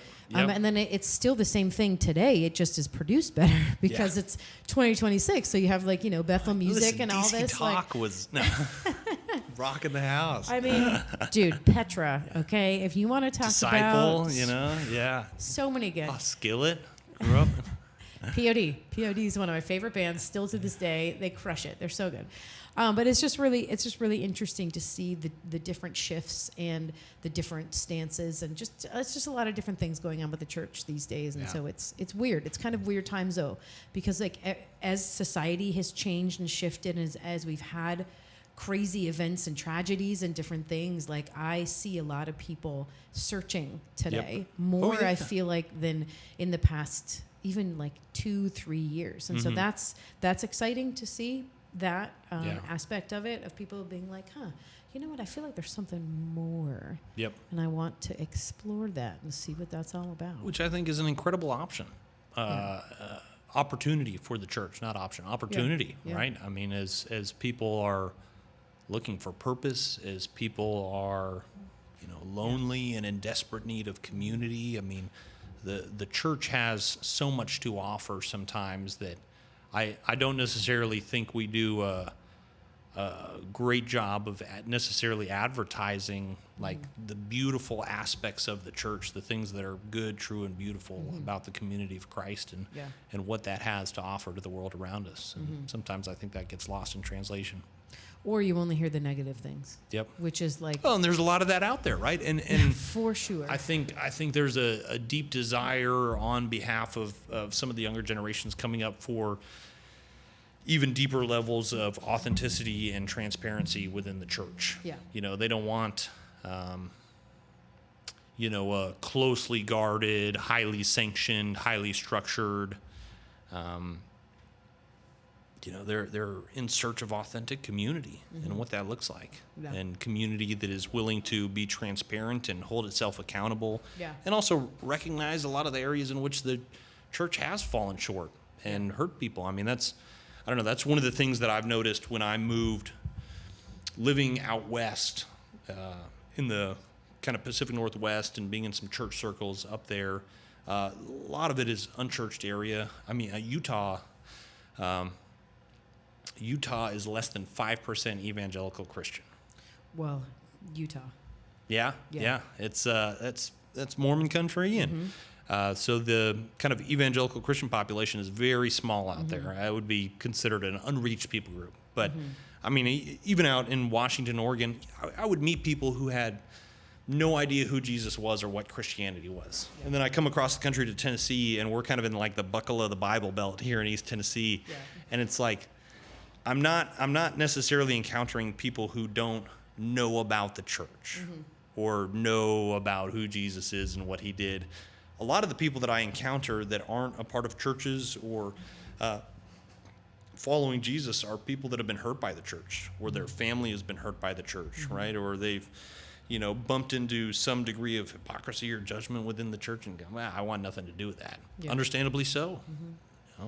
Well, and that's also where it's tough, though, because that's where everybody's a sinner, right? And so everybody needs, I mean, that's, yeah. Because we've all experienced that at church. I mean, I'm a heavily tattooed person. So I know. Wild. And so I've experienced that at church too. And that is off-putting because it's like, hey, listen, we all need help. Yeah. So that's why I'm here, and that's why you're here. So outward, just I think church often, we talk about the church being like a hospital for the sick in some ways. And I think sometimes the church ought to resemble more like the rooms of recovery or like an AA meeting, where everybody's coming in recognizing, look, I'm here because I need help. Yeah, I'm broken too. Yep. Yeah, for sure. That's a much better picture of AA. Yeah. Than I used to look very different than I look now. I don't have a whole lot of tattoos. I used to have a 8-inch bleach blonde mohawk and gauges in my ears and an eyebrow piercing. It's kind of hard to get hired on at certain churches. Yeah, I hear that you. looks. So. I hear you. I had gauges in my ears as well. Nice. But now I just forget that I've got holes in my ears, like the size of pencils. I only did mine up to about that size, so they've actually grown back together pretty well, but they're still pierced. I don't think they'll ever fully grow back together. No, I thought mine were going to, and I stretched mine the correct way too, but I got to a 0, and that's like pencil size. And then now I just have holes in my ears, and I forget all the time that and I have a second hole, so if I want to wear earrings, I can put it in the second hole, but it's just really funny. It's like I have holes in my ears, and I always wonder if, I think my boys have asked me, like, Mommy, what's wrong with your ears? And I'm like, Just wearing big earrings. Yeah, I just wore really big earrings for a while, and it was weird, but I chose to do it. Yeah. Well, it's people's perceptions are so interesting, and what, I don't know. People are funny. Church is funny, Yeah. We're all funny. It's true. Brian likes to. We get. People ask us a lot, like, "Oh, hey, how come she has all the tattoos and he doesn't have any," or things like that. Brian, you need to get more tattoos. That's what I'm hearing. He doesn't have anything that he would want to put on his body. Yeah. Well, even though it's permanent, but I mean, our body's not. But I've told my younger brother, Logan, because he's gotten a couple tattoos, and I've told him, I said, if you can find one that would be a good matching tattoo, I'll get a matching tattoo with you. So. Okay. Yeah. Well, that sounds fun. So we'll see. It may happen, may not. Yeah. We had a dog. She was phenomenal, and she passed away a few years ago. How many years is it going to be this May? 4? Yeah, I think it's going to be 4 years. And she was just she was one of a kind. I know everybody says about their dog, but literally, she was one of a kind. She was half Commodore, which is the dog with dreadlocks, and half Doodle. So she's 125 pounds. That's a big dog. Yeah, you could pet her. That's a big dog. I could pet her standing up. I'm not very tall, but yeah. And when she put her front legs on Brian, he was looking at you eye to eye. Yeah. She was a big girl, and she was just amazing. And we absolutely we miss her to this day. Yeah. She had all of a sudden got stomach cancer and then just stopped eating. And then we took her to the vet. Well, Brian took her to the vet. And at the time, our boys were, super young. Yeah. And our youngest, Levi, doesn't even really remember her because he wasn't even, I think he was about to be 1 when she passed. Yeah. So that also breaks our heart because we're like, oh my gosh, our boys don't even remember who she was. So after that, Brian's like, well, maybe I'd get a tattoo of Riley or something like that. Go. But he couldn't. Yeah, a little commemorative tattoo. Yeah, it's still, it's hard to figure out and for him to think of. Got that dog on you? Paw print, all that. Yeah. No, but we'll see. Maybe one of these days Brian will. I don't know. Probably not. He's shaking his head. He's looking at me like, you're crazy. See, I'm always on the balance of you want something something serious and deeply meaningful. At the same time, I'm like, I'll get a little lawn gnome tramp stamp, I don't know, just get something totally funky. You go to the beach and take off your shirt and they're like, what is that? Yeah. But also, do you have a tramp stamp, Lance? No tramp stamps. All right. Yeah. I have to think, I feel like I tiptoe a little bit working at a church nowadays just because there are, expectations on ministers that, it's like, well, I probably should be a little bit mindful of that. My gainful employment is kind of tied in sometimes with perceptions for good or for ill. Yeah. Yeah. So it is what it is. Yeah. Well, and then if, it's not like you've said anything incriminating here in case anybody from the church watches. It's true. I probably could drop some incriminating stuff. I don't know. Yeah. Don't do that. It's true. I don't know if they would have hired me on if I still had the mohawk. Back when I was doing youth ministry, I used to think to myself, I could probably do some kind of a youth challenge. Like if you raise this amount of money, I'll cut my hair back into a mohawk and color it. Mm-hmm. And I think now that I've gone over to the dark side, I'm not doing youth ministry anymore. I'm just doing people, I don't know, so many times people are like, you're like the senior pastor. And I'm like, I don't feel very senior. So I don't call myself the senior. I'm lead minister, just say that. Yeah. But I don't feel like I could do that anymore. Well, probably not cutting my hair into a mohawk anytime soon. Well, and then wait till you turn 40 and then your whole body starts falling apart. Just like that. It's a literal thing. We Brian always talks about that. The second you hit 40, it's just things stop working. And one of our sons held a piece of paper in front of my eye. He was like, Mommy, read this. And I literally was like, whoa. You did the adjustment thing? Yeah. I played trombone. I was like, burp. And then I literally in that moment, I was like, oh no. My God. I've become my then parent. I told Brian, I was like, I am calling the optometrist right now. We are going to go get our eyes checked. This cannot be happening. And I did. I got my eyes checked and now I'm farsighted. Which I've never been in my entire life. I've always had perfect vision. And so now I have these little tiny reading glasses. And I'm going to be that bifocal person. Yep. I don't. You got to adjust the glasses a little bit. Well, bifocals are so weird because there's that you have to know where to look. I don't want that. I don't want any part of that. So I have the super slightest reading glasses. It's the lowest prescription you could possibly get. I can buy the glasses at Walmart. Yeah, okay, it's not I don't need a prescription. Yeah. And so I'm supposed to wear them when I read things, but I can still read when it's close. It's just I'm not gonna wear those. Yeah. I don't want to have to take the glasses out. Oh, let me read. Oh, and then it's a whole thing. But at least you have that to look forward to. It's part of life. It's gonna happen. 40. Oh yeah. But it's all right. Maybe your wife will have some good advice for you. I do think the transit, even at 31, I think to myself, I could still do an all-nighter with the youth group. Do I want to still do an all-nighter with the youth group? And that's when I think, you know what? I like preaching every Sunday. This is not a bad gig, Yeah. But that's where coffee also comes into play. It's true. Our youth minister we just hired on is 45. So he's older than I am, which is kind of funny. It's kind of a fun work dynamic, but yeah.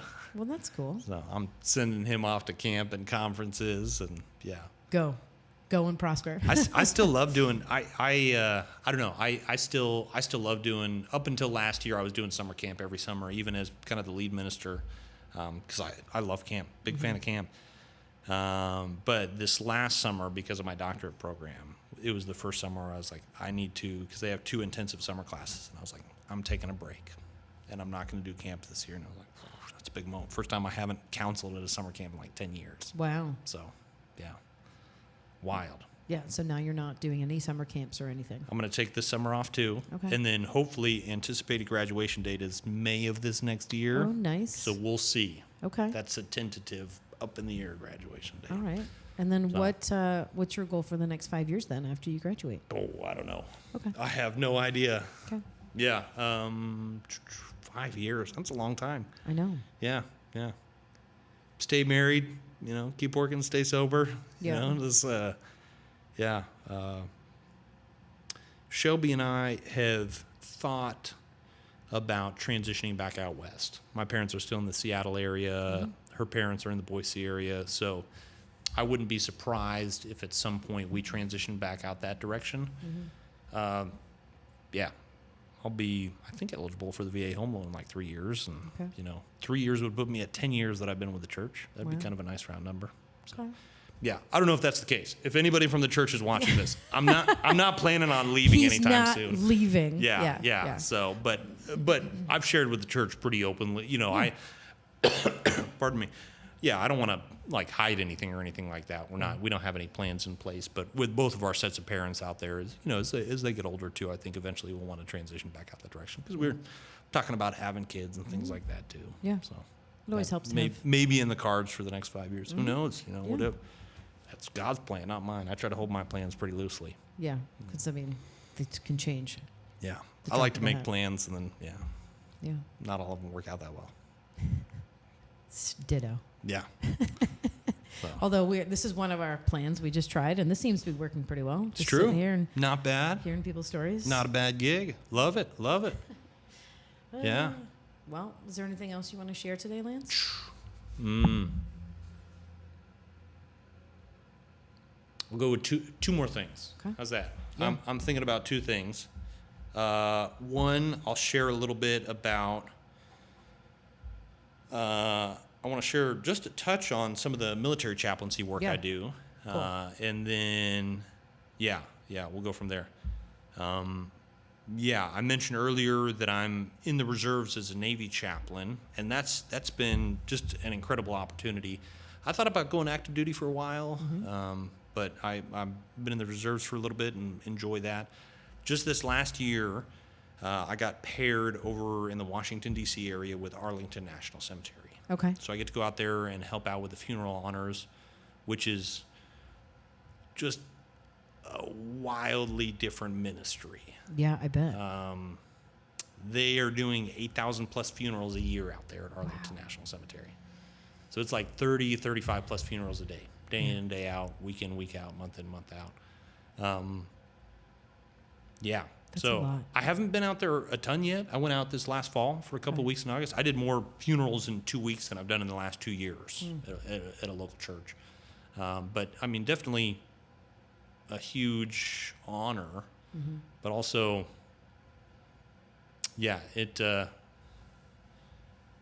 ministry-wise, like pastoring a church is so different than like hospital chaplaincy. Like the pastor of a local church, you'll go visit hospital rooms here and there. But like if you're a hospital chaplain, that's all you're doing kind of day in and day out. Just a very different cadence of ministry. And then like Arlington National Cemetery, like the chaplains out there, like it's funerals all day, every day, day in, day out. So it's just, that's been kind of an interesting thing for me just over the last year as I think it was this last June that I got assigned over there. And so fall was my first time kind of getting over there and probably going to be going back this year sometime. That's been kind of an interesting thing. And so very unique. Is that all that you just go and do funerals? Yeah. Okay. Well, and it's kind of a range, right? Okay. Because it's Arlington National Cemetery, a pretty big tourist destination. A lot of people will visit there when they're in D.C. So it's very kind of public facing. So ministry there, like as a chaplain, is not just to the families that are coming. Your ministry is to the servicemen and women who are deceased and then their families too who are coming in, but also at the same time, like you are ministering to the staff and the young soldiers and sailors that are there working too, because they got you got your flag folding team and your casket team and the Navy band and the Marine Corps band and all. You got some young guys and gals that are kind of right out of boot camp and they're day in, day out, they're carrying caskets. Like that's their job. It's like, man, how do you like support and love those people while also like caring for the families too? Yeah. Like it's just a very unique ministry position. Yeah. And you encounter a lot of people that don't have any kind of a faith background, which is one of the things I love too. Sometimes in churches, and I guess this would be out of all of this kind of the big thing that I've been reflecting on. Sometimes in churches, it's easy to get kind of caught up in those Christian bubbles and circles. Oh, it's very easy. Yeah. Where, you make friends with the people at church, and if that's your community, that's who you're hanging out with, and then you go out to eat with those people, and like if your family is full of believers, all of a sudden it's like, man, I spend all my time only around people that believe the same things that I do. And I don't think that that's necessarily A, what we're called to, or B, even healthy for us. So, yeah, I think that would be one of my thoughts out of that is like, man, got to break out of the bubble a little bit. I shoot pool at Newman's, downtown Johnson City. Okay. I've shot league pool since I've been shooting pool since before I was 21. But Okay. I've been technically shooting league pool since I was 21. Okay. But that's one of the things I love about shooting pool is I'm going to go down and hang out at the bar at least once a week and get to meet and interact with people that would never darken the door of a church. Yeah. So. Do they have any idea that you're? Oh yeah, okay. They all know Okay. at this Okay. point. All Yeah, right. yeah. All right. Yeah, I'll be sitting there with like my pool team, like, oh, this is the preacher over here. Yeah. And, don't introduce me as that. Like people Yeah. automatically have their preconceptions, Yeah. But no, it's great. funny. I love it. Yeah. Shooting pool. Now wait, what's this workout group that you were going to talk about? F3? Oh yeah, F3. Okay. Have you never heard of it? No. So it's Have you heard of it, Brian? No. Brian not hasn't? only national, but I think international too at this point. Oh. So it is F3. The 3 Fs stand for fitness, fellowship, and faith. Fitness, Okay. fellowship, and faith. When I first moved here in 2018 is when I got introduced to F3. There was a group in the area, and I quickly found out there were groups all across the United States. It's a free men's workout group. It's totally free. It's led in a rotating fashion, meets outdoors, and it's phenomenal. I played sports kind of all the way up through high school and even into college a little bit, and so I've always loved working out, being physically fit and active and stuff. And if you've been playing kind of on sports teams, sometimes it can be hard to keep up with that fitness if you're just by yourself, kind of out of that. And so, like, I don't know. I've just fell into this. So I've been doing it 7 years now that I've been working out with this group. And there are groups. So there's a group near me that works out Monday, Wednesday, and Friday. But there's groups in Johnson City that work out just about every day of the work. There's groups in Bristol and in Kingsport. I think it originated in Charlotte back in 2012. But they're across the country now. So like a year and a half ago, I was down in Florida for about a month and just looked up, F3 near me, found a group over there, started working out with guys, met a bunch of different guys down in Florida that I was just working out with. This last month, I went back out west to visit family. I was working out with the F3 guys in the Seattle area. There's groups in Boise that I was working out with. I think they have a women's version of it too. Wow. It's called FIA. How do you find the groups? Is there? Do you go? Yeah, you can just Google F3 and pull up the website. It's Interesting. Yeah, phenomenal. So Brian, if you're ever interested in coming and working out, you can come hit a workout. Yeah, it's great. That's awesome. Yeah, So, super good. Brian, we love to work out, and Yeah. we work out. So Do you have a home gym? yeah, we're just Yeah. one of those rare couples. We're literally around each other 24/7, and we wouldn't have it any other way. We just operate really well together. Yeah. I mean, a lot of people would get sick of their significant other. Like, I don't. I just genuinely like to hang out with Brian. Yeah. And he Oh, just yeah. likes to hang out with me. So we're each other's workout partners too. But it's difficult though because I'm a female and he's a male, and so like a lot of times when I'm spotting him on bench press, I'm like, oh my gosh. What if he don't drops drop it, this? don't drop it. But then my adrenaline will kick in and I'll help. But like it's one of those natural things where I'm like, don't die. Just Yeah. because it's like a little nerve wracking. But sometimes, like Brian had some friends back up north that he also would train with. And Yeah. And Well, so I it's feel like that would be awesome. When I'm working out with other people, like it helps push me in a way that I have trouble pushing myself to by For myself. sure. Yeah. So I just love it.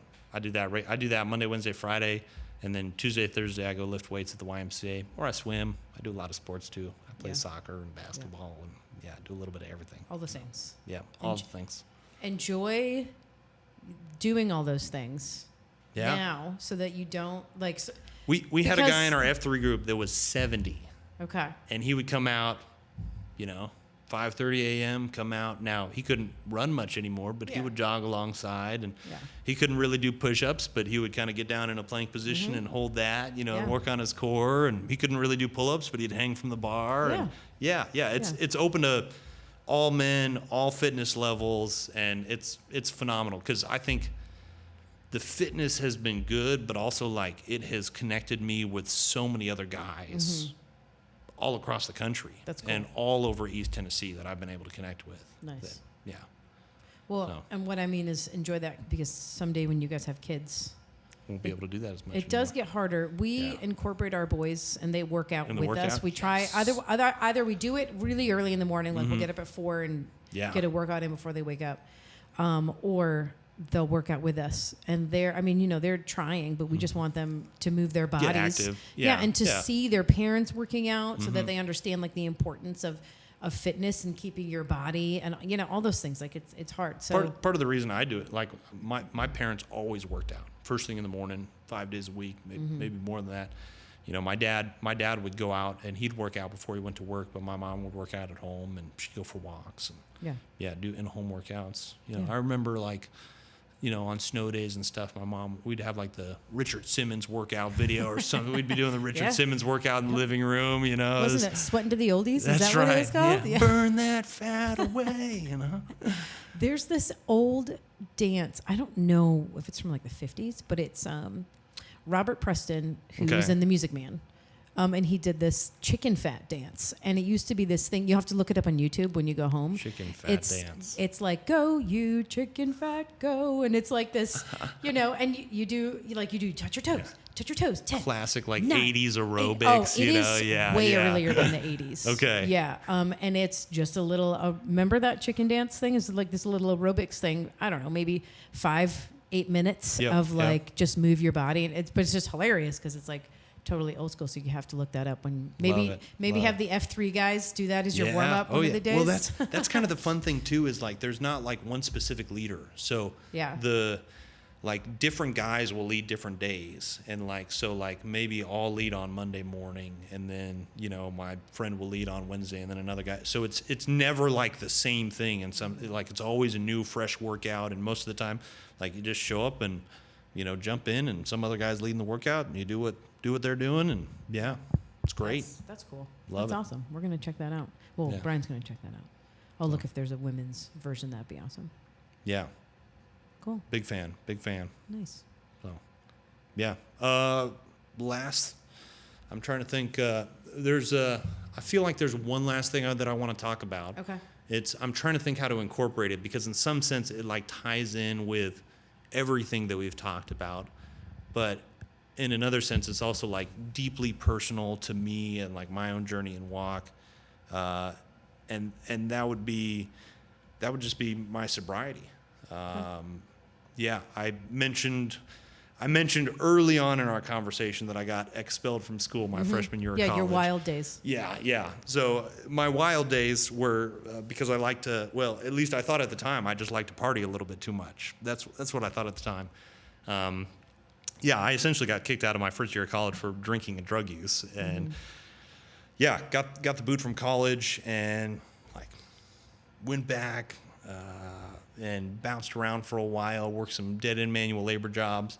My parents had like an intervention in my late teens. I was probably like 18 turning 19, and they had like a family intervention because it's like, man, you're getting kicked out of school. Like, what are you doing with your life? So was it like a legit, you came home from something and you had friends and family in your living room? That kind of an intervention? Oh, yeah. Okay. Well, after I got kicked out of my freshman year of college, I moved back into the Seattle area and got a job doing landscaping. So I was working as a landscaper and, kind of, I don't know, for 6 months, but was still kind of drinking and partying and kind of just rolled right back into the scene over there. And then my parents one morning like showed up and picked me up and they were like, we called your boss, you're not going into work today. Like, wow. Took me to rehab. So I did my first kind of drug and alcohol rehab stint. Like, I forget if I was, I don't know, it was like 18 turning 19, right around there. It was my late teens. So that was kind of my first exposure to rehab, AA, getting a pink slip, going and getting that signed. And then at the time, I was still so young. I mean, literally my thought was, I'm young, I just like to party a little too much, and I just got caught doing it. Because I have so many other friends that are my age doing the exact same thing, that the only difference between me and them is they didn't quite have the adverse effects because they weren't going to a Bible college that had a code of conduct that they had to abide by, Because like when I was in Boise, kind of the first time around, I was partying with a bunch of friends over at Boise State University, and none of them got in any trouble because, a big state university is not going to have the same kind of standard of conduct as Bible college can have, understandably so. Yeah. Right? That makes sense. So, that first kind of sobriety stint did not last long, and kind of rolled right back out into things, and just kind of spiraled downhill from there. Bounced around, did some school elsewhere, like tried some community college for night classes, because I thought, I should still be trying to do something with my life. I was working this landscaping job. But just kind of kept spiraling. And eventually in my early 20s, like I turned 21, and all of a sudden, right, like any issues that I had had before with accessing, alcohol, like the barrier, like I felt like I had a drinking problem prior to that, and then I turned 21 and like the floodgates went open, and I just went on a bender, and for months and months and months and months, and then got arrested in my early 20s. Okay. Got arrested, DUI charged, got my license revoked, excessive DUI in the state of Idaho. So I was on probation with the state, the whole 9 yards. Mm-hmm. And so that was, in many ways, I feel like that was God's wake-up call to me. Mm-hmm. I think I was a Christian prior to that. Mm-hmm. I believed in Jesus. I don't think I had yet actually fully surrendered my life and who I am and my will over to Christ and said, all right, I'm going to try it your way. Because I think, I tried things my way for a long time, and obviously that does not end up very well. Mm-hmm.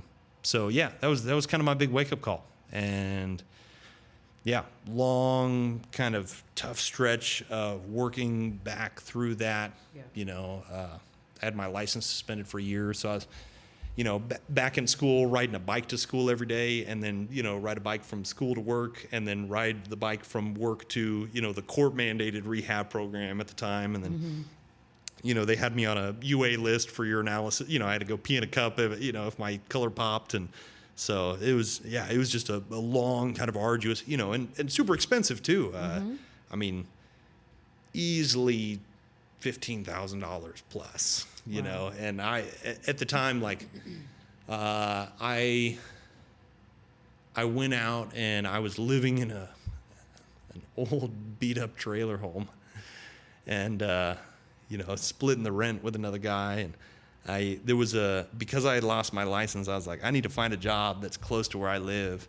And on the same street that I lived on was a moving company. It was a 2-minute truck franchise. Mm-hmm. And so I knew a guy that worked there and asked if he would give me a little, put a word into the management for me. So I got hired on at 2-minute truck, started working for a moving company. And that was kind of the slow climb back out of there. Mm-hmm. I feel like a lot of who I am today, how I minister at the church, how I take care of myself and other people around me, my relationships, everything is kind of influenced by that path of sobriety. Mm-hmm. Yeah. For sure. So that was the moment.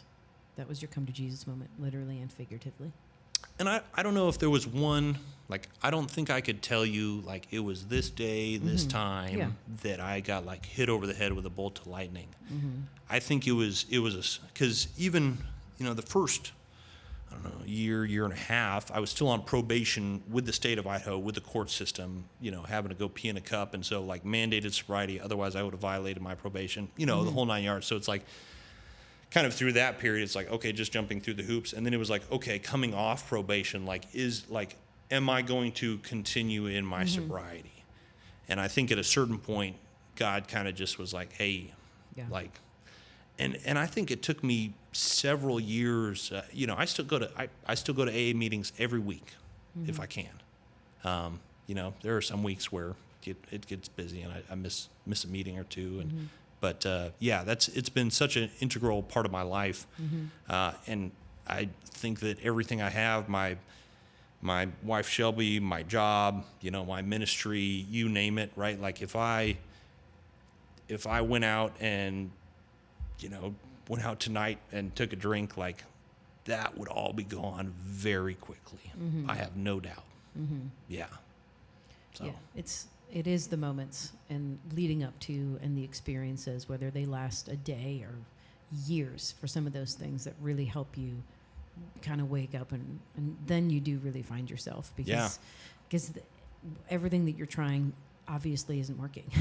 So it's like, all right, it's time to try something else and make a change. So that's awesome that you are able to come through that and that you still, I'm sure you'd go through it again to get to where you are today. Oh, yeah. Because that's what helped shape you. And that's hardest thing I've ever done. Yeah. Yeah, hands down. Well, and thank you for sharing that and talking about it too, because that's really hard. It's not easy to do, to go through those things and then to continue to talk about it. Yeah. But that's continuing. It's only continued to make you stronger. And that helps other people too. If there's somebody that's watching this, that's like, hey, you know what? I went through the same thing. I don't go to a church because I didn't think that they would accept me. Yeah. And so they could be like, oh my gosh, wait a minute. This is a pastor that's talking about this. That's beautiful. So that's awesome. Thank you for sharing that. Yeah. Yeah. I mentioned earlier, like sometimes I think the church should be more like a meeting, like all of that, like the 12-step process and all of that. I mean, I feel like it's so intertwined with my faith life and my relationship with Christ in terms of, coming back through that process and kind of out of that, everything I do is in many ways shaped by that.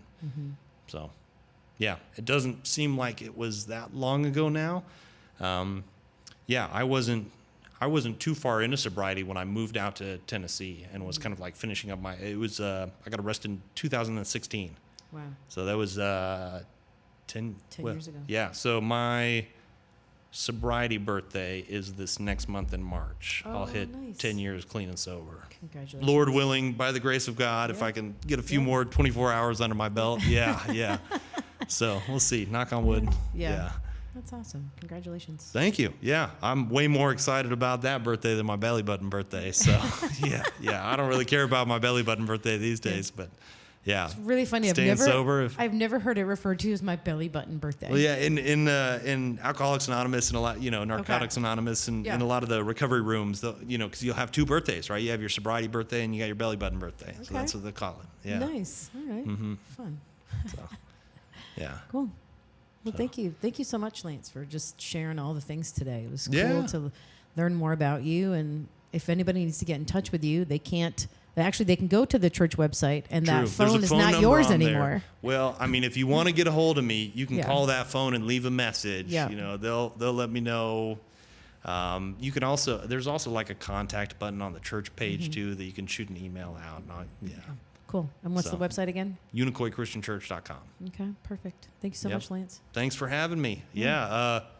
Leah Vanity. Yeah. Yeah. Woo. It's all right. We'll film a part 2 in a few months. Sweet. Sounds good to me. Cool. Let's do it. Right. Thank you. Thank you.